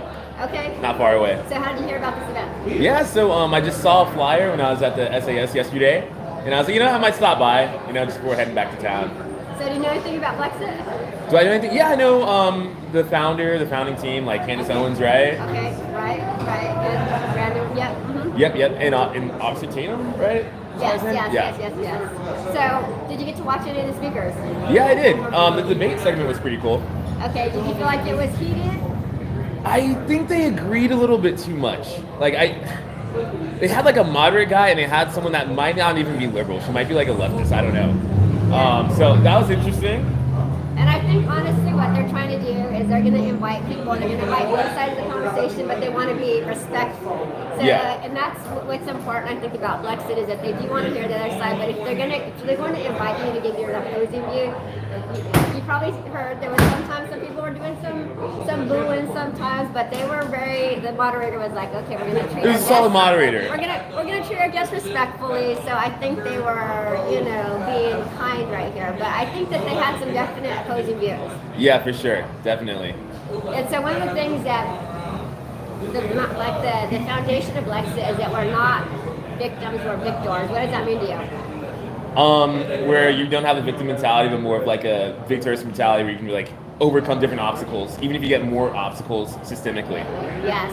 And one of the things I was talking to this gentleman just a second ago that you're watching me interview is that they did I guess statistically show people who actually come from Africa do better than those people who are African American who are born here. And they say it's because when they come, they are focused on going and they're going to have to work really hard, and so they achieve something. What does that stat mean to you? Yeah, I didn't like anyone's answer on that one. You're giving your answer. All right, yeah, with immigration policies, I agree that we should do this. We prioritize people that are wealthier. They needed you up there. Okay, there's something called a brain drain where we will take people who have PhDs, master's degrees from different countries, and they'll be prioritized in the immigration process. But that's a good thing. It helps us as America. So if you come from Nigeria and you have a PhD, and you're gonna do better than some guy who grew up in the middle of Paramore and never went to college or never finished high school or something. Okay. I would agree. Yeah. I think that's a fair, because now we can have. Thank you, sir, for your opinion over here. Man, you did such a good job. Do you have a business card by chance? I don't, but I can give you my. Sorry. No, it's okay. We're I'm so sorry. It's been interview. I can give you my social. This is my only phone on me today. Yes. Okay. Thank you so much. So he was one of the guest speakers here on the panel right now. Yeah, he did fantastic. So, okay, so like I said, That's that dude. This is the important thing is that we are a kind of people that want to hear both sides of the conversation. A lot of times we hear on the opposite side, it's not always welcoming. I've been places where I'll have maybe some kind of brand on and people are not willing to even hear what I have to say. Yeah. I've definitely seen that from both sides of the aisle.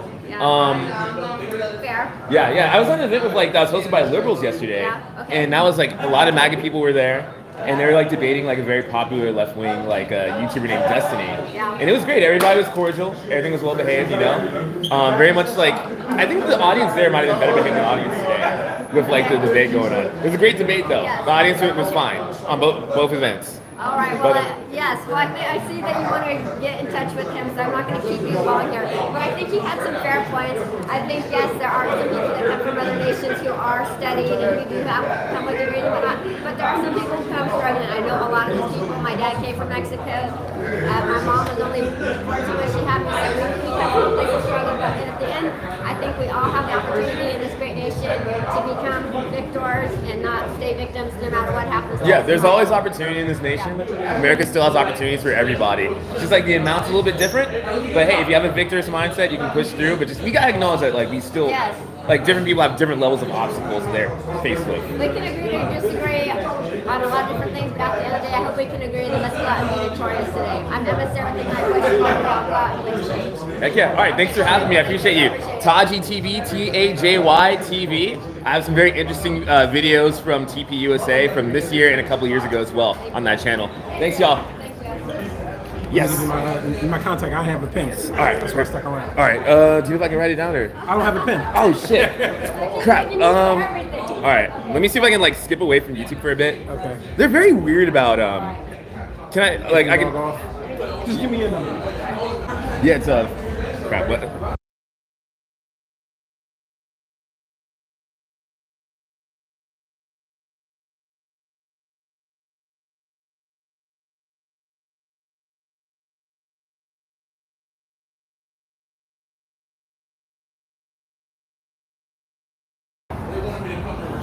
Seems like a lot of positivity coming from her interviews. Yeah, you only get one. I'm trying to hide the power levels right now, but it's slipping. It's slipping. I'm live streaming, man. Yeah, this live streaming stuff is fun. What channel you on? Taji TV. On Instagram? On no. On YouTube actually. Oh, you're on YouTube. I'm on YouTube. Yeah. Oh. Yeah. YouTube is very, very friendly. All right, so we're into the channel. Adam Francisco. That's right. Bro, I had to walk away from those guys in Orlando. Dude, that was my gosh. One of them gosh. show the SWAT stick or something? No, all right. One of them started calling me the N-word nonstop. He claimed to be a Nazi. He was literally a Nazi. That's why I walked away. And he looked at my leg brace. He's like, yo, let's fight right now, leg brace. And I was like, yo, this guy's sizing me up to fight right now. He's trying to, like, I had to dip. I left too, bro. Why do you think I walked away from you? Yeah, I think you're just like annoyed. I was like, I deleted that live stream. Yeah. I don't want those guys on my channel. Yeah, it was nuts. And by the way, for the record, they didn't like. I'm a right winger, and when I see real life Nazis, I walk away and delete them off my channel. Yeah. Because I don't want to promote that ideology. Also, to be absolutely fair, they literally said they didn't vote for Trump. So. Oh, they said that? They told me that, yeah. Because he's not racist enough. That's what it is. Literally, yeah. It's like he supports Israel too much. Exactly. And that was like a deal breaker for me. When you actually talk to a real Nazi, whether or not they support Trump, they don't support Trump. And that should settle that debate if Trump is a Nazi or not. Come on. Anyway, that was wild. Yo, bro, that Austin shit threw me off, man. Like, yeah, it was crazy. What Austin shit? Aston Mac. Oh. Yeah, dude, I used to be friends with him. The guy who got the diddly. He tried to rape a kid. Yeah. I want to see the episode. It hasn't come. I don't know why. It hasn't come out yet. Like, yeah, I'm sure it's gonna be good viewing. Like, bro, like the victory laps going around that is like so nasty. Yeah. Crazy. I know. Crazy. Him of all people too. I know. Like, cause he's like. I got into debate with my channel. He was like the first. He's like the first guy that'll call you a sexist. That'll call you like. Oh, you should have seen him on my YouTube channel. Yeah. I bet he probably called. Did he call you that, or did you like not talk to him long enough? No, he had a full debate with me. Here she is. There's Lily Kate again. Yeah. Do you use your YouTube channel? No. Because that's what I tagged, and I realized. Okay. We'll talk, man. We'll talk. All right. All right.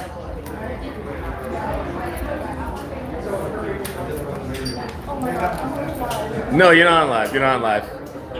It's filming me. Are those water balls up for grabs, or probably not?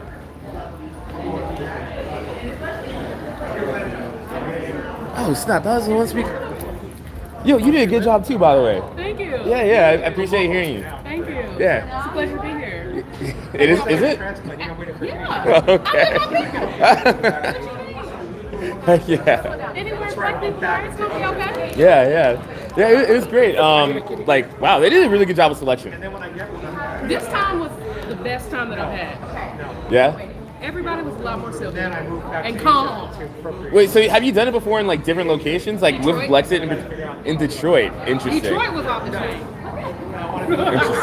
Interesting. It was off the chain. I think it was That's the right move, guys. That is the right move. This time I don't want we to were. put a camera. You know what I mean? All right. It was like on 10,000. Yeah, it was great meeting you though. I'm gonna get back inside, make those Have a good rounds. time. Yeah, thank you.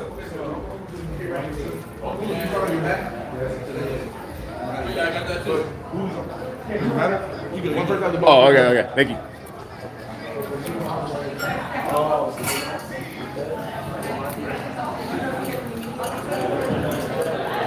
Oh, there you are. I was like, I need to steal some mints.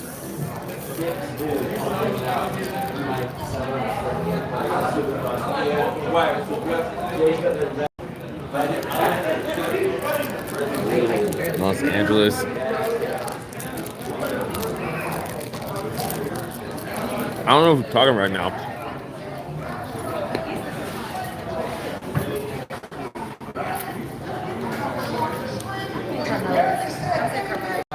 Being black does not mean that you have to be gay.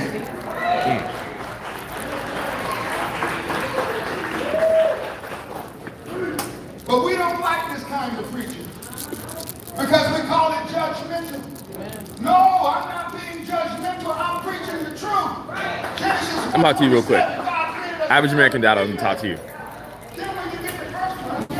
Yo, bro, I was on an event literally yesterday, and it's a live stream. You can check it yourself. It was hosted by liberals, and they treated the conservative guests very well. Like what you're talking about, you're probably talking about like different leftist events, which is different than like the standard Dem events. Like you'll be treated fine either way. Ain't nobody gonna touch you. Ain't nobody gonna fuck you up. I'm safe. I'm fine.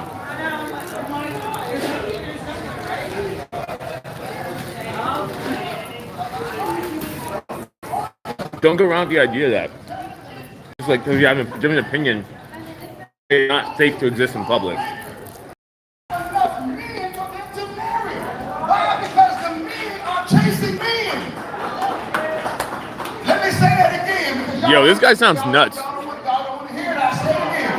The men are chasing men. It's giving down low. Beautiful women in the city. They want to get married. They want a husband. They want holy matrimony, but they can't find a man because all of the guys are either privately owned or down low. And let me tell you something, sister, you're better off being alone than to be married to a man who don't want you. It's a sad travesty.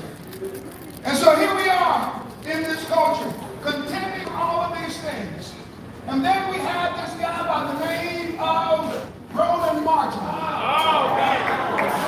Bro, I love Roland Martin. Who I call the sassy Sasquatch bottom. That's my guy. That's my fucking guy. Last year, Roland Martin was on live television, and he had a glitch. One of his texts played a video.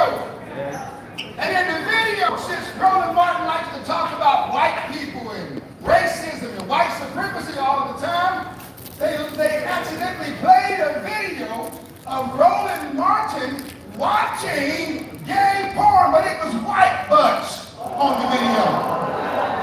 So bro, there's children here. That's crazy. About white people from your microphone, but in private, you like to watch white gay porn. This guy's hilarious though. You can't talk about white butt. These are the kinds of people that we have to confront. Why? Because they are lying to us.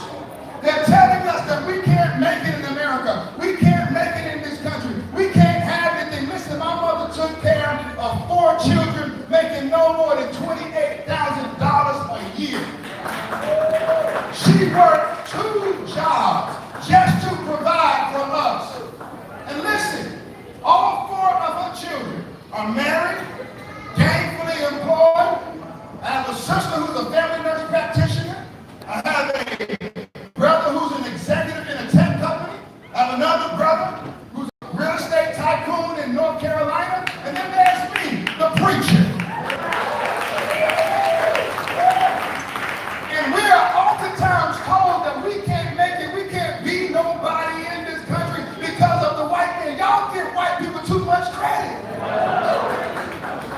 people ain't thinking about us.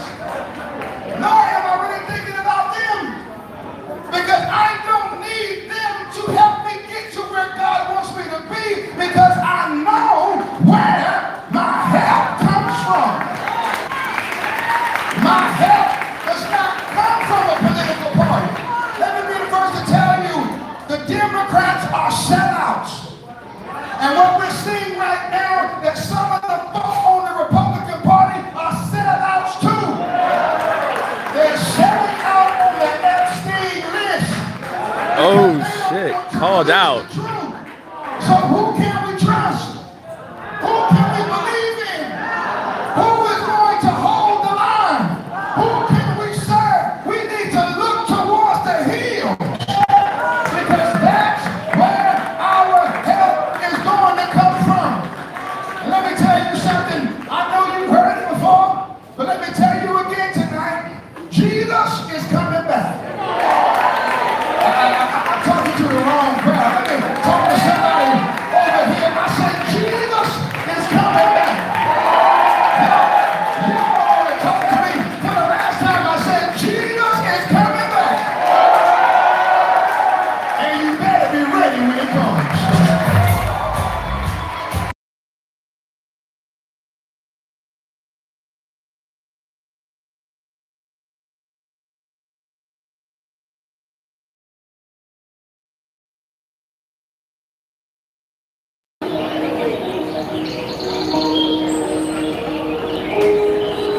I don't know what that was, gang.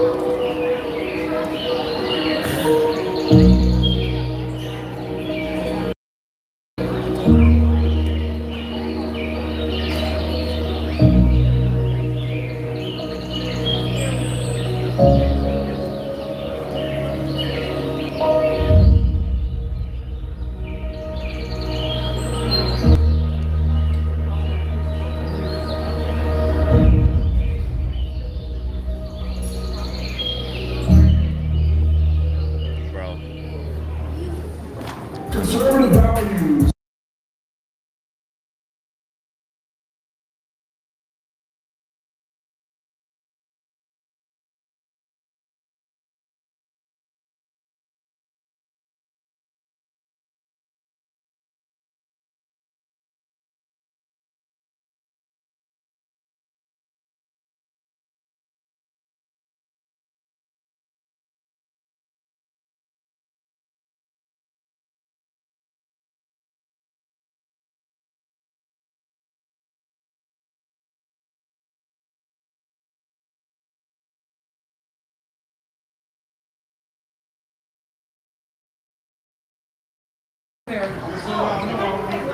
Who is Nancy May still speaking?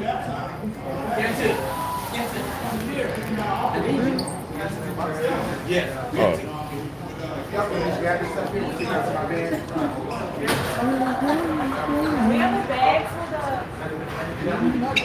This ends at 8, I think. All right. I think I can grab like a couple more.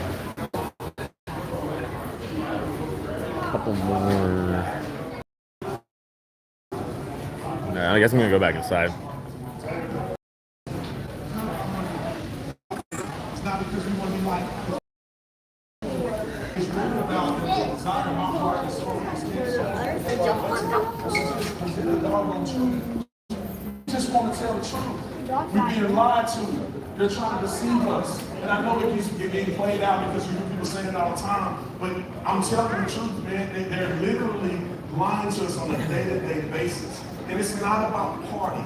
Right? You'll see somebody in the street say, oh, they're Republicans or Democrats. Yeah, we lean more conservative, but it's not about none of them. It's about the Lord, and it's about you reaching your full potential in life. I just want to be at the end of my life. Yo, notice that. Notice that. As a person who always told the truth, who had integrity, and who helped other people. Hey, Sally. It's really that simple. That's what I want Blexit to be. Is that we tell the truth, empower people, and leave a doggone legacy. And let me get to some other things, because I do respect, man, people come into a volatile situation to a certain degree for them to debate us. And so let's give them a round of applause.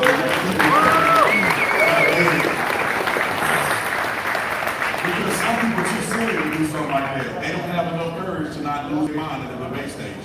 But I just want to talk about a few things because I think that when it comes to America, when it comes to the talk of racism, when it comes to black excellence and all that, I think we're being convinced in the wrong direction by people who are fueled by money and power and not truth. I want us to understand the excellence that black people had and that still have. We've just been diverted. When you look at the history of black people, all the way before they gave us the right to vote, all before the civil rights movement, which I think hurt us to a large degree, black people were succeeding and growing and prospering. They had their own bus lines, they had their own businesses, theaters, all of that before the 1960s. And I don't know why they decide to not teach that in our history books. They celebrate Juneteenth. Now, I don't mind you celebrate Juneteenth, do what you want to do, you're in America. But if you think Juneteenth is going to somehow replace the 4th of July, you're crazy. Why do I say that?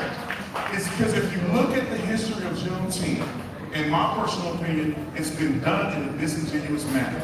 They tell us that in Galveston, Texas, was the last remnant of black people to be freed or notified that they were freed. That's not the truth. That's not the truth. The Choctaw Indians still own slaves for a year after that day. But they don't want you to know that Indians own slaves because it damages their narrative. There's this idea, when you think about Rosa Parks and what she did, and everybody thinks she's so heroic. And I used to appreciate what she did and others did until I started researching and finding out the truth. Do you know Rosa Parks didn't have a car? Why did they stage that incident instead of it being a genuine incident where white people were discriminating against blacks? They staged it. It's almost as if they're doing the same thing today with Black Lives Matter. What do? They go cause problems and they have somebody filming it to make these people look bad. Instead of taking that money, effort, and energy and pouring it into the community, they're trying to be activists to get a handout from the government. I honestly believe, and I say this and I'm trying to be non-biased, but I honestly think that black people are black American people are some of the greatest people to ever live. You don't have to clap this line. I'm saying it anyway. When I look at what the struggle that black people went through, and then they got from, post-slavery, being enslaved in this country, to going and developing and creating and inventing and going through the struggle all of these years, they're leader in entertainment, some of the smartest people you ever know. And the problem that bothers me the most is that our young people should know where we came from, but instead they're being deceived. When we talk about white privilege, all of that is in the mind.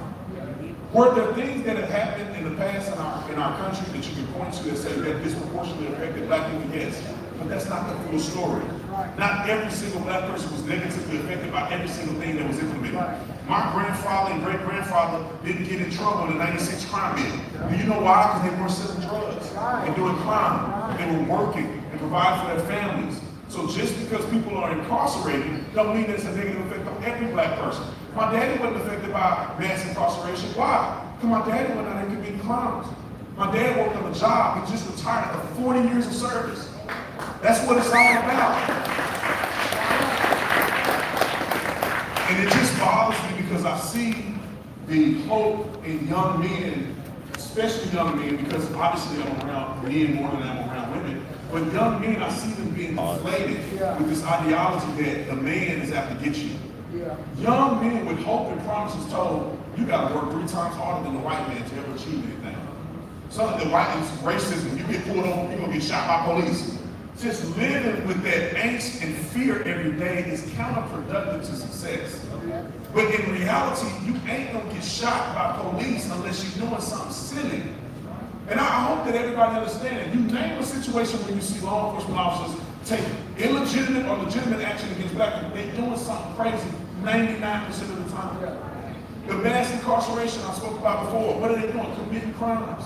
Let's get our young people to be doing something different than committing crimes. How do you do that? They need to get their faith in God straight. It's as if we forgot about God. I feel like the black Americans, through slavery, that's what got black people free, was their belief in faith in God. Listening to the story of the Bible, when they weren't even supposed to be able to read. When they were underneath the building, while they praising God above the building, and the white man didn't want them to read, they were still listening to those sermons. They were still singing hymns in order to get free. And we believed and had faith in God so strong there was nothing that could stop us. That's how we persevered. But now what are we doing? Pushing foolery, pushing a Marxist theology, telling our young people they ain't never gonna do nothing and be putting the government over God. That's why I never believed, since I can cognitively think about it, I never believed in this white privilege stuff. How are you gonna be a Christian? Raise your hand if you're a Christian. There's no way, y'all can see me clear. There's no way on planet Earth that you can believe in white privilege and simultaneously be a Christian. Let me tell you why. What door can a white man close on you that Jesus can't open for you? You're not going to preach too much of the judge that I'll preach. What opportunity that's been purposed for you that's going to somehow be evaded by the white boogeyman? That the last time I checked, the white man didn't die on the cross for your sins. The white man didn't have power to forgive sins. That last time I checked, it was only Jesus Christ. So if you really believe in God, if you really have your faith in the right place, you know that if you have faith, you pursue excellence, you do things the right way, you will achieve, I don't care where you are at.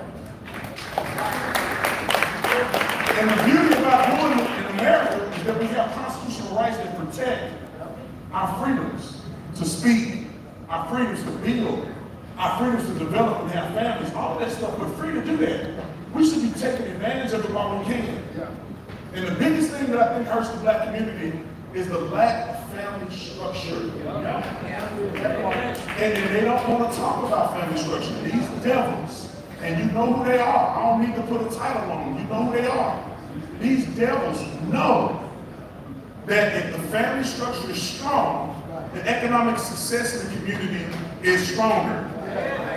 If when you have mama and daddy in the house, young men and young women grow up understanding what it's like to be loved. They understand what it's like to marry somebody else. Because if you grew up in a broken home, not saying it happens to everybody, God can deliver you, don't care where you were born. But a lot of times people have unnecessary scars going into relationships because they don't know how to love nobody. They didn't have no daddy.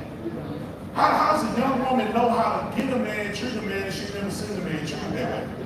How does a young man know how to be loved when his daddy didn't love him?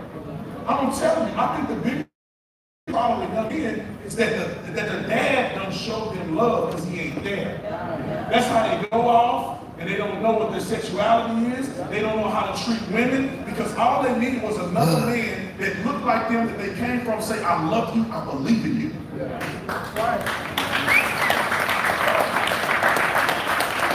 How do I know that?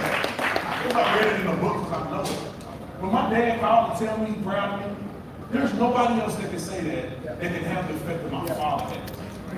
And I do it to my son every day. You know, sometimes I have to get on his head. Okay, I gotta yell at him and scream at him. You better read that book, because you fail that class, you ain't never playing a video game again. But I do know, because I've been there, I said, well, I'm proud of you, I love you.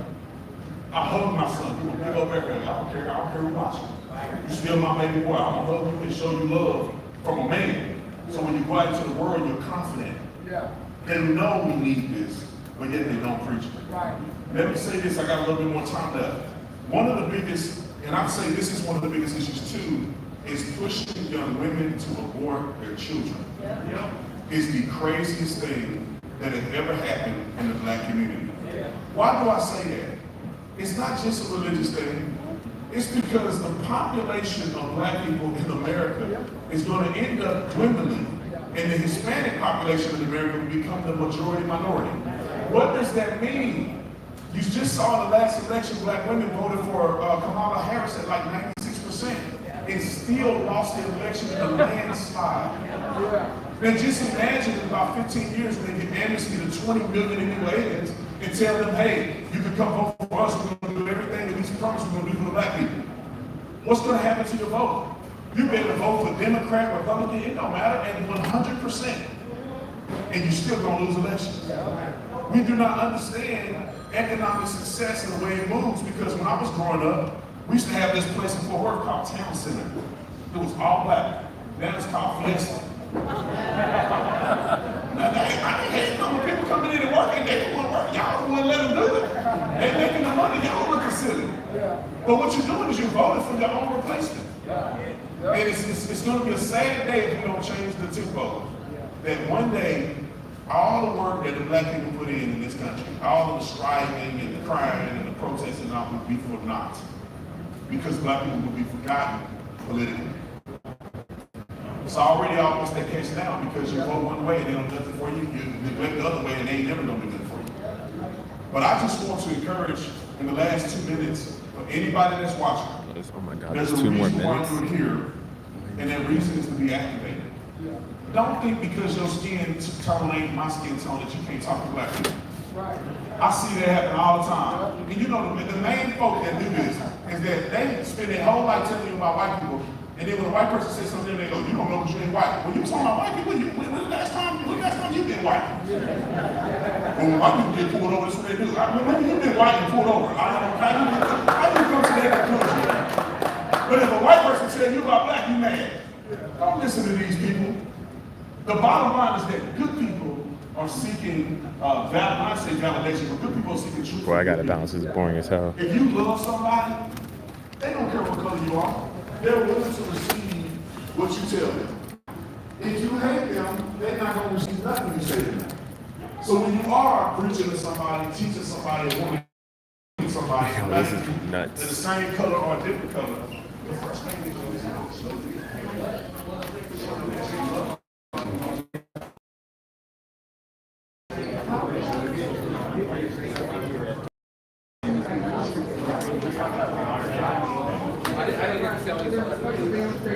Wait, did Nancy Mace already speak?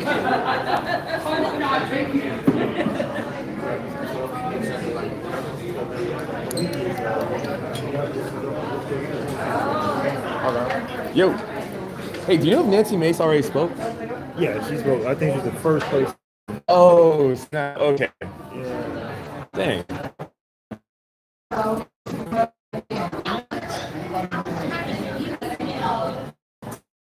Bro. Dude, I need to find a way to get this a little more interesting.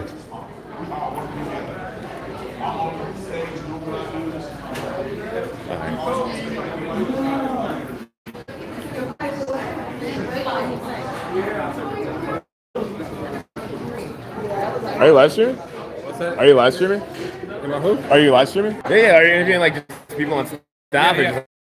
Get some feedback. Gotcha. Can we interview each other? Yeah. Cool. I don't know if you want to do it here, like somewhere outside, or. Right from this.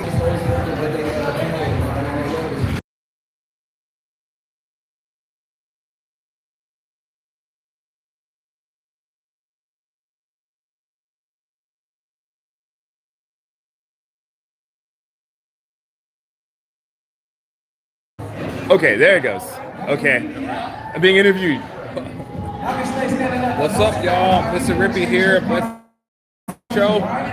What's your name? My name's Taj. From Taji TV. Yep. Perfect. So what brought y'all here to the Blexit event? Yeah. So I was here for the Student Action Summit and for the Unfuck America tour as well. Nice. And I was like, you know what? Like, it's Sunday. Like, I woke up. I was like, should I drive back to Orlando and do it by 4, or should I have a little bit more fun? And I was like, I guess I'll have a little bit more fun, you know? That's what's up, man. Love it. I'm glad you came. So what is your favorite part about the show today? My favorite part, probably the debate was my favorite part. The networking was okay, a little solid. Yeah. And I think a lot of the viewers liked some different parts of it. Right. And that's the thing. Like, most people are saying the debate because you get to hear the battle of the mind. A lot of times you only hear things from one side and never the other, but for the most part you never hear it together.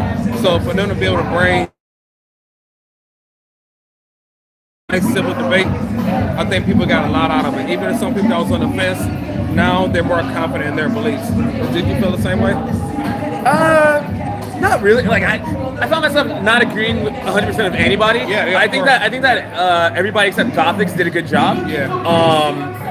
But yeah, it was solid. It's entertaining to watch. Yeah, and that's the thing. I mean, clearly nobody's going to agree 100% with anyone, and if you do, you're not normal. You're a clone. Yeah, you really are. You're shadow clone. You just obey no matter what. So there are people that I support fully that I don't agree with 100% on. But if somebody can converse, shift my views, misled, then I think that's a positive thing. Heck yeah. Heck yeah. I have a question for you. You voted for Trump in November, right? I don't talk about it. We're up with a little bit. We can talk about it. Get a high quality cam. No, it's the light. It's the light. I swear it's the light. Negus, it's the light. Okay. I there's like a question I was asking everybody. Yeah. Okay, that's fine. If you don't want to answer it, that's completely fine. But I am a conservative. I'm a Christian conservative. I do believe in conservative values. I agree with the nuclear family, and I agree with capitalism. My views align with more. Okay. If you were ever introduced, like, I'm curious, what would change about like your view on liberalism or your view on libertarianism to make you like leave conservatism and go towards like libertarianism or liberalism? Well, it's usually facts. Facts? Yeah, Okay. Facts is what drove me to conservatism. Okay. All right. Heck yeah. All right. Yeah, well, thanks so much for hearing me out, man. No problem, man.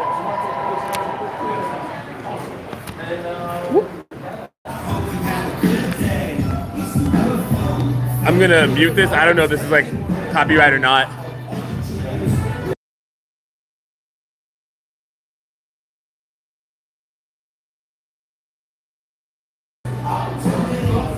Negus says, as a Eritrean gay capitalist, I believe in neoliberalism and left-wing party. Why neoliberalism? Like, why the neo part? If you want me to ask, if you can like type that in the chat, that'd be entertaining to know the answer. It's very like I feel like out of the 3 people I know who go by the title neoliberal, like all of them are gay. Like it's like 5 of y'all. I'm not stereotyping. Hey, cut that. I wasn't stereotyping.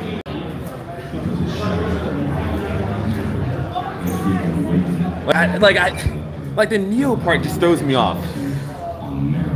Is it like Keynesian economics? Is that the neo part, or like a soc dem thing, like a social democrat thing? Because that's what I am. But I don't. The neo always throws me off when people call themselves a neoliberal.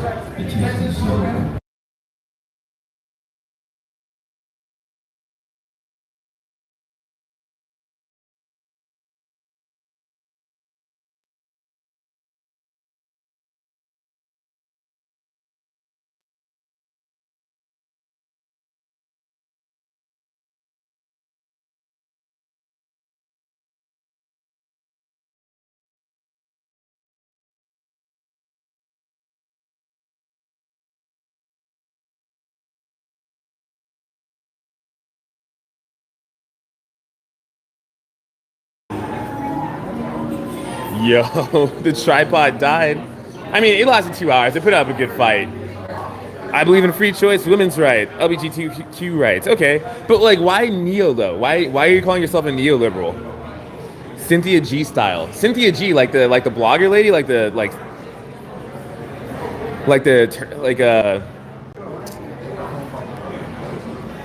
is Cynthia G a misandrist? Because I've heard that name before, Cynthia G. I'm just trying to. I don't know. Negus, like, shoot me a message, dog. You seem interesting. I'm done to talk.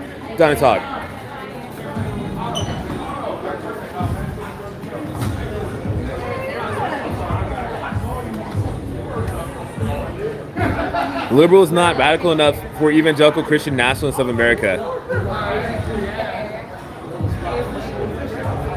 It's not radical enough. So, all right, usually when I hear the word neo and liberal as a combination, it's like a more conservative version of liberalism. Maybe I'm misunderstanding. I definitely am misunderstanding you. Negus, you're throwing me off. Are you in America, Negus? Are you like UK? Are you Canadian? Huh.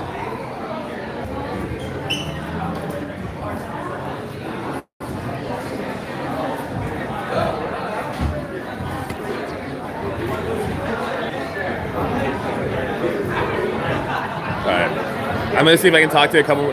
No, Europe, Denmark. You're in Denmark. Okay. So when you say neoliberal, it's a little bit different than what Americans hear. Okay. Hey, what's up, man? I'm sneaking in. Yo, it's a friend of the stream. Yeah. What's up, man? Yes, I remember. Yo, that one video of that one chick that you were talking to, that went viral on TikTok, man. You weren't in it, but it was just like her speaking. Yeah. And like it got like 100,000 views. And I was like, shit. Damn, she gets more views than my face does. No one cares what I have to say. Yeah, man, you drove all the way out to Tampa. Well, I mean, I live in Orlando, so it's not. Yeah, it's not that far. Yeah. Where are you from? Orlando. Orlando too? Yeah. Oh snap, man. Yeah, who's your favorite speaker so far? Brandon Tatum? Okay. He's the big dog, so that's my guy. Yeah, he's a good speaker. I've never heard of that pastor guy. I want to talk to him. Yeah, I meant Chuku or whatever. Yeah. If he's out here, I want to ask him a few questions. I saw him yesterday morning, but I didn't get a chance to go up to him. I don't know if he's still here. Yeah, I hope so. I think most of them are, but I don't know. Yeah, I know that the liberal debaters already left. I greeted both of them. I got one of those guys' like number real quick. Because he's interesting. That was a good roster they had pulled up. Yeah. It's an interesting roster. So. For example, like I know Brandon Tatum, he's still here, but I don't know if it. Yeah, like I've been to this before, and like a couple years ago, Brandon Tatum would like come out and he would do like a photo. I have a photo with him somewhere. Yeah. we should have traded places. Yeah. Yeah, like I'd love to have Brandon Tatum on stream. Yeah. Maybe Gothics if I have time for that. I haven't seen her for a good while. I Yeah. saw her, I'm like, she looks familiar to me. You know? Yeah, I watched her on Twitch back in the day. Back when she was on Twitch. But yeah, the content's been good, man. It's like, yeah, man. Well, yeah, I think like good seeing you. I think I'll see you around. I don't know where I'll see you. You might. Yeah, we go everywhere. To see you like going everywhere, bro. That's good. At least you're going the places that you should be going. Oh yeah. I mean, you should go everywhere. As a content creator, I think you should go everywhere. Yeah, exactly. Like, but your goal should always be to find truth. That should be what you're aiming at, regardless of what side or whatever it is. Always seek truth. Okay. That's what your job should be, in my opinion. Yeah, and I'm having fun doing it too. Right. As an independent content creator, I think that's what you should always be doing. All right, my man. Yeah. Good to see you. Yeah, good seeing you, son, man. Here's what? Yes, she does. You ready? You're gonna interview each other about our leg injuries? Oh, what do you do? I fell off a Lime scooter. Oh. Yeah. I fell off a Lime scooter. Oh, when they said something about a lion, I was like, what? Oh no. That's a cooler story than Lime scooter. I got attacked by a lion. It's like my tendons destroyed. In January, I tore my meniscus twice. Ooh. And my back had swollen to push my kneecap the opposite way. But I've been competing on it. Are you doing the surgery or just gonna do non-surgical? No surgery. I've been doing red light, castor oil, and different things like that. Oh, okay. Huh? Does red light help? Yes. Okay, I have not even tried. I'm doing swimming more. Cupping will help bring the blood flow to your knee. Oh. There's not a lot of blood flow in that area. Yeah, exactly. And that's why it's like, yeah. I have ankle problems. Like I'm hypermobile, and with hypermobility, my legs get tight, and makes my ankle hurt more because my legs are tight, and it's all connected. I want to ask you a question on camera. Oh, okay. That's not knee related. Oh, it's not knee related. It's ear related. It's ear related? No, it's not ear related. You want to ask you a question? All right. I'm trying to think of all right, how'd you like today's event? It was amazing. It was amazing. Who's your favorite speaker so far? Honestly, I think the debate was my favorite. Okay. Because showed different point of views. Probably mine too. Yes, I feel like that was my favorite. Probably mine too. Yeah. Like I got the one guy's number. The guy on the moderate guy that was on the liberal side. Yeah, that was interesting. I don't know where they found these people, but they were cool. Very fascinating speakers. Yeah. But yeah, enjoy. Nice meeting you. Yeah, thank you.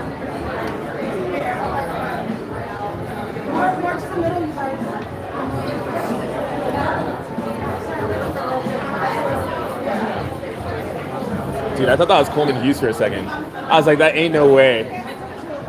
Ain't no way. Well, come on, another excuse for you to come out.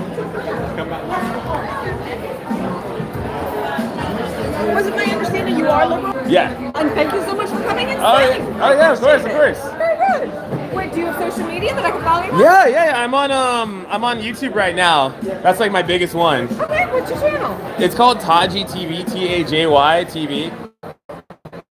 Oh shoot, I turned off the data. I've been using way too much this week. I don't live here. The stream's dying down, I'm not gonna lie. TAJY TV. What is wrong with my fingers? Yep, TAJY and then space and TV. The space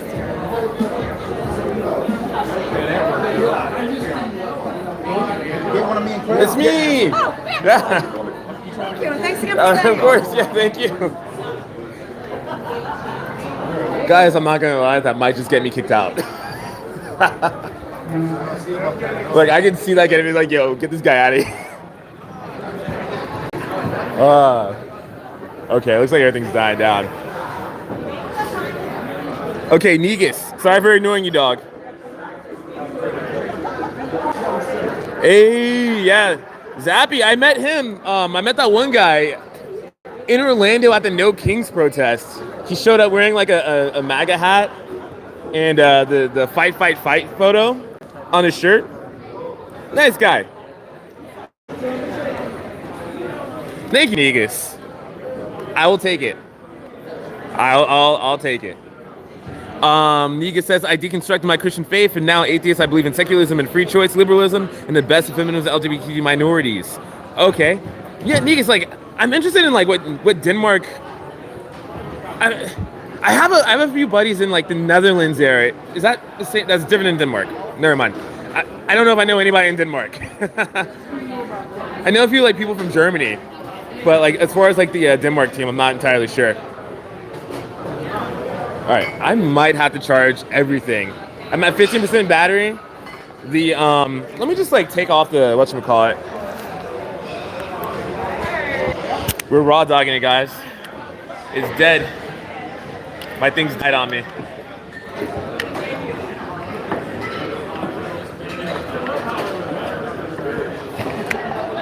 Yeah. So I'm gonna see if I can squeeze in like a couple more like talks. K Renee, you're not addressing other.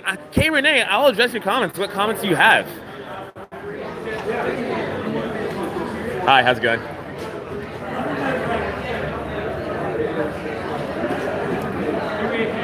I want to address every single one of y'all. I want to like respect your time the way you guys respected mine. You know. I don't mean to ignore nobody.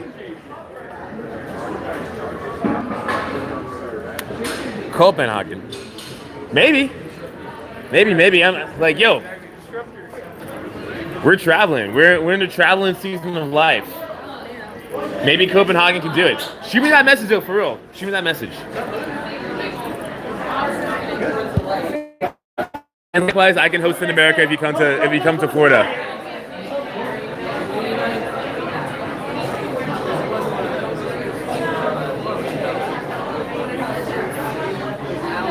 All right. Yeah, now's like the time where I'm just like, ask whatever I can with the limited time we have on camera. We probably have like maybe like 12 more minutes of filming time. Did you have a good time? Okay. Yeah. All right. I'm gonna be like not very hostile. All right. Karen says, sin to be serious, convinced dissonance about racism and the reason for reparations.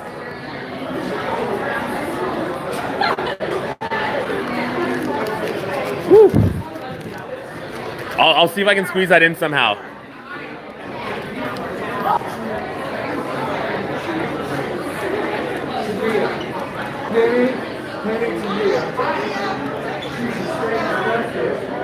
That's a good question because I don't. I'm gonna be so honest with you, candidate. I don't even know who I could talk to about that, where I can get like a good response that won't just get me shut down. You know, like I think it's possible. Cognitive dissonance. See, the question I was gonna ask, which is like my couple kill shot questions. My main one was that like, yo, if you, I don't know. And the one guy, like, he started sensing the power level, so he just like withdrew from like taking more questions from me. It was unfortunate. but I only got one chance. So I'll see what I can do.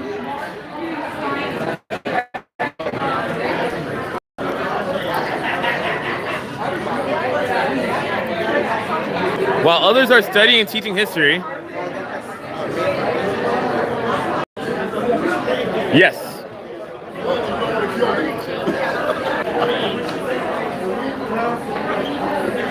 Oh, sorry. Is that the Amon Chukwu guy? Is that the guy that just passed me? I had a question for him.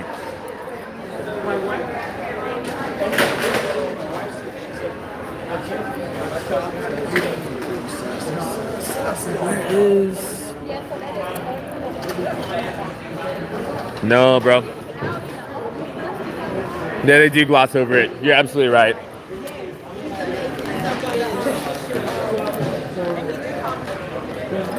I see no nuance from them.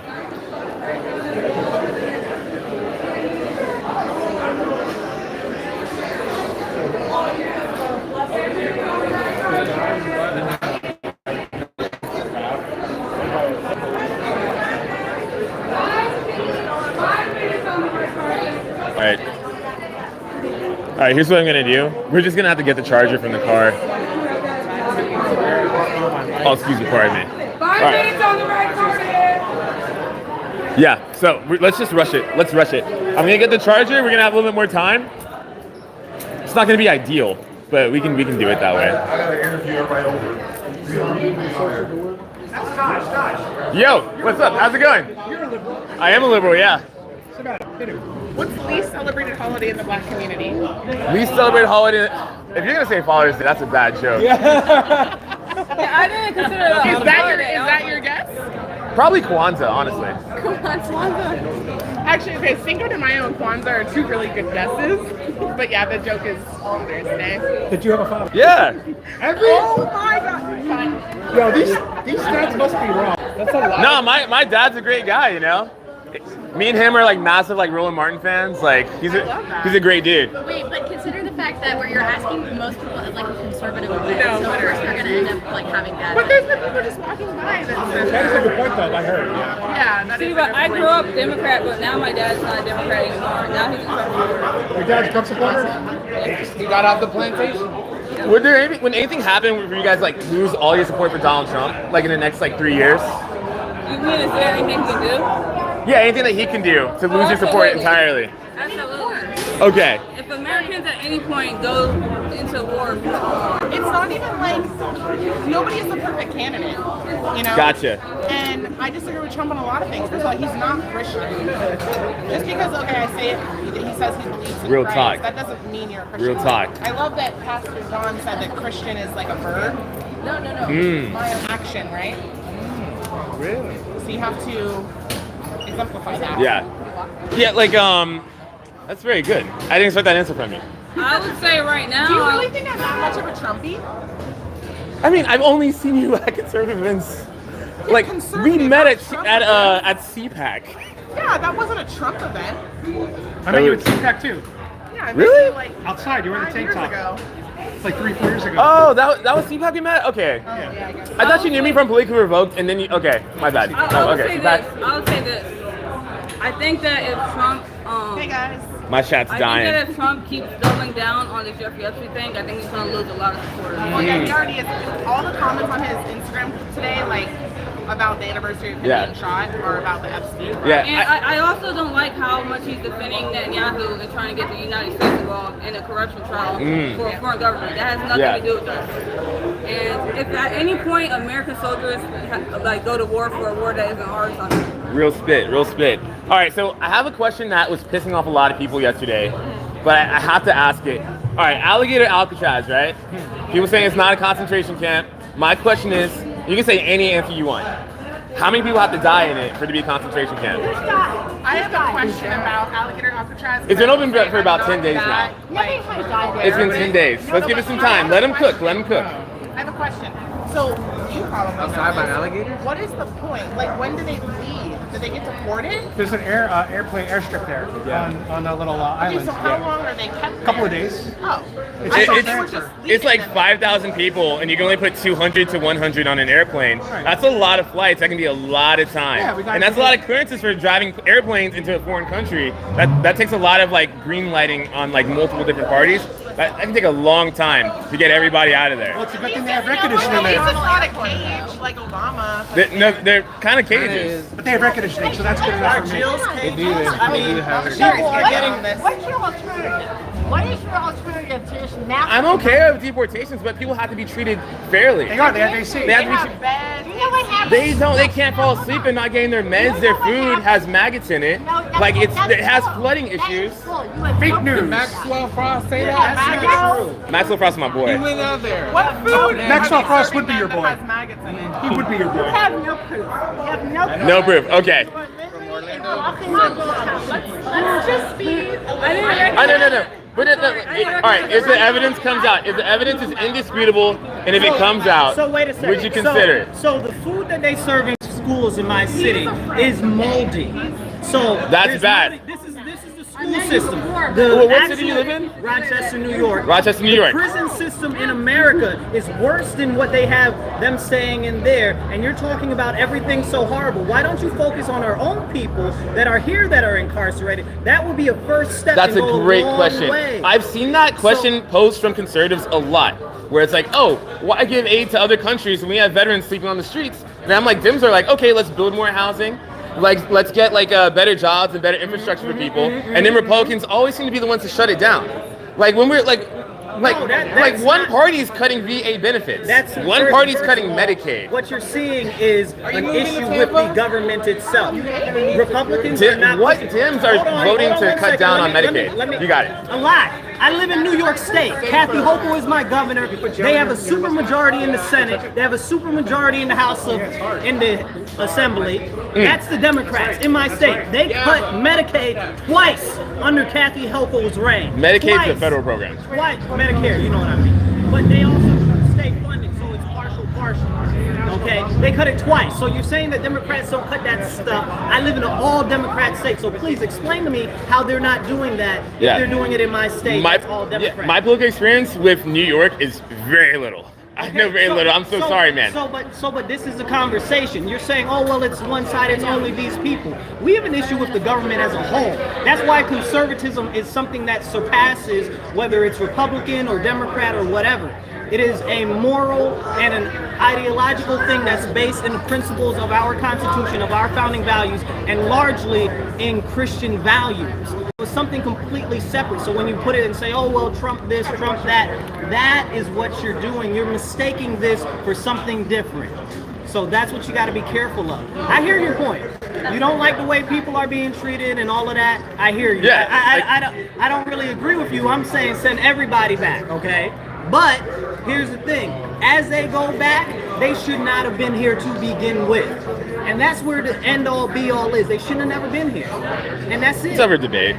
No, it's not any debate. Like the Haitian migrants that were legally allowed to come in here. Hold on, that's TPS. That's not illegal aliens. That's something different. They're being called illegals. On a debate stage, the vice president called the Haitian migrants, the Haitian TPS people, they called them illegals. So there were some, so I deal with Haitians all the time. They're great people.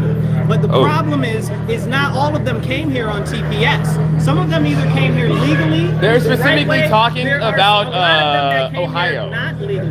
Yes. Yes. Okay, so you're talking about the cats and dogs thing? Yes. So I live in an area where down not too far from us, they actually ate some swans in one of the ponds in one of the cities near me. So this is that's a lot different than cats and dogs, but this was some African immigrants, but that's a different fact. But this shows that different cultures actually see different things as different sources of food. I'm not mad at them, but the fact is that we're denying things that are actually happening and going on because we think that it sounds bad or looks bad. If people are here illegally, that's one thing. If you want to help the Haitian people, I'm all for helping the Haitian people. Let's liberate Haiti. So from like the just so I know, so you're saying you're against like Trump removing the temporary protected status of those Haitian people in I think the state's Ohio. No, because they're set to get like deported back. In the nation as a whole, we need to work at a better plan to implement their ability to return to Haiti under a more stable government. We owe them that because we have not actually. I agree. Reparations for Haiti. But make the French pay. Well, that's the French, yeah. Let them deal with that. So we can help them there. But the one thing that you're talking about is deporting these people, bro. We don't have the active, functional effort by government to put its interest on the American people that are here in our nation, our own people. Are you American? I'm American. Would you prefer that they worry about somebody else from another country or your people first? I would care about Americans first. Okay. But like, I feel like that American First movement is not self-interested enough. It's not. Hey, I'm not mad at you. You think we should be more about America first? I think we should care about like protecting due process. I think we should care about making sure that people can eat and can like have access to like transportation and can have access to things like even Wi-Fi in today's society. Listen, I don't disagree with you. But like I see that Trump is pushing against access to things like that. He's pushing against like affordability in the country. He's trying to implode our fucking dollar right now. Our dollar's imploding. So he's not, and that is a big issue with historical monetary policy. You're not wrong. And the Fed.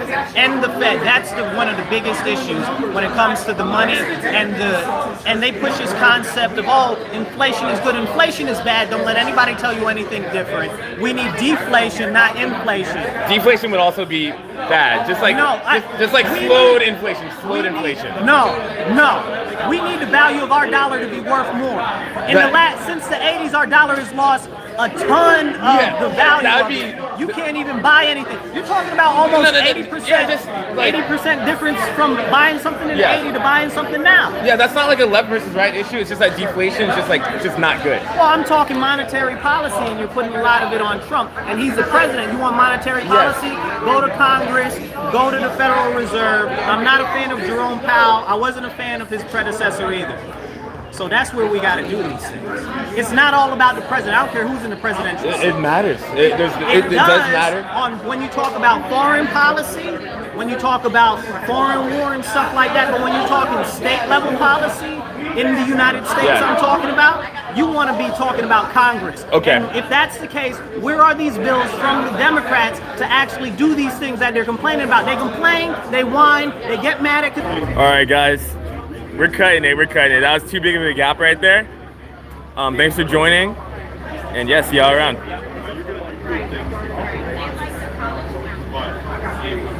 Damn.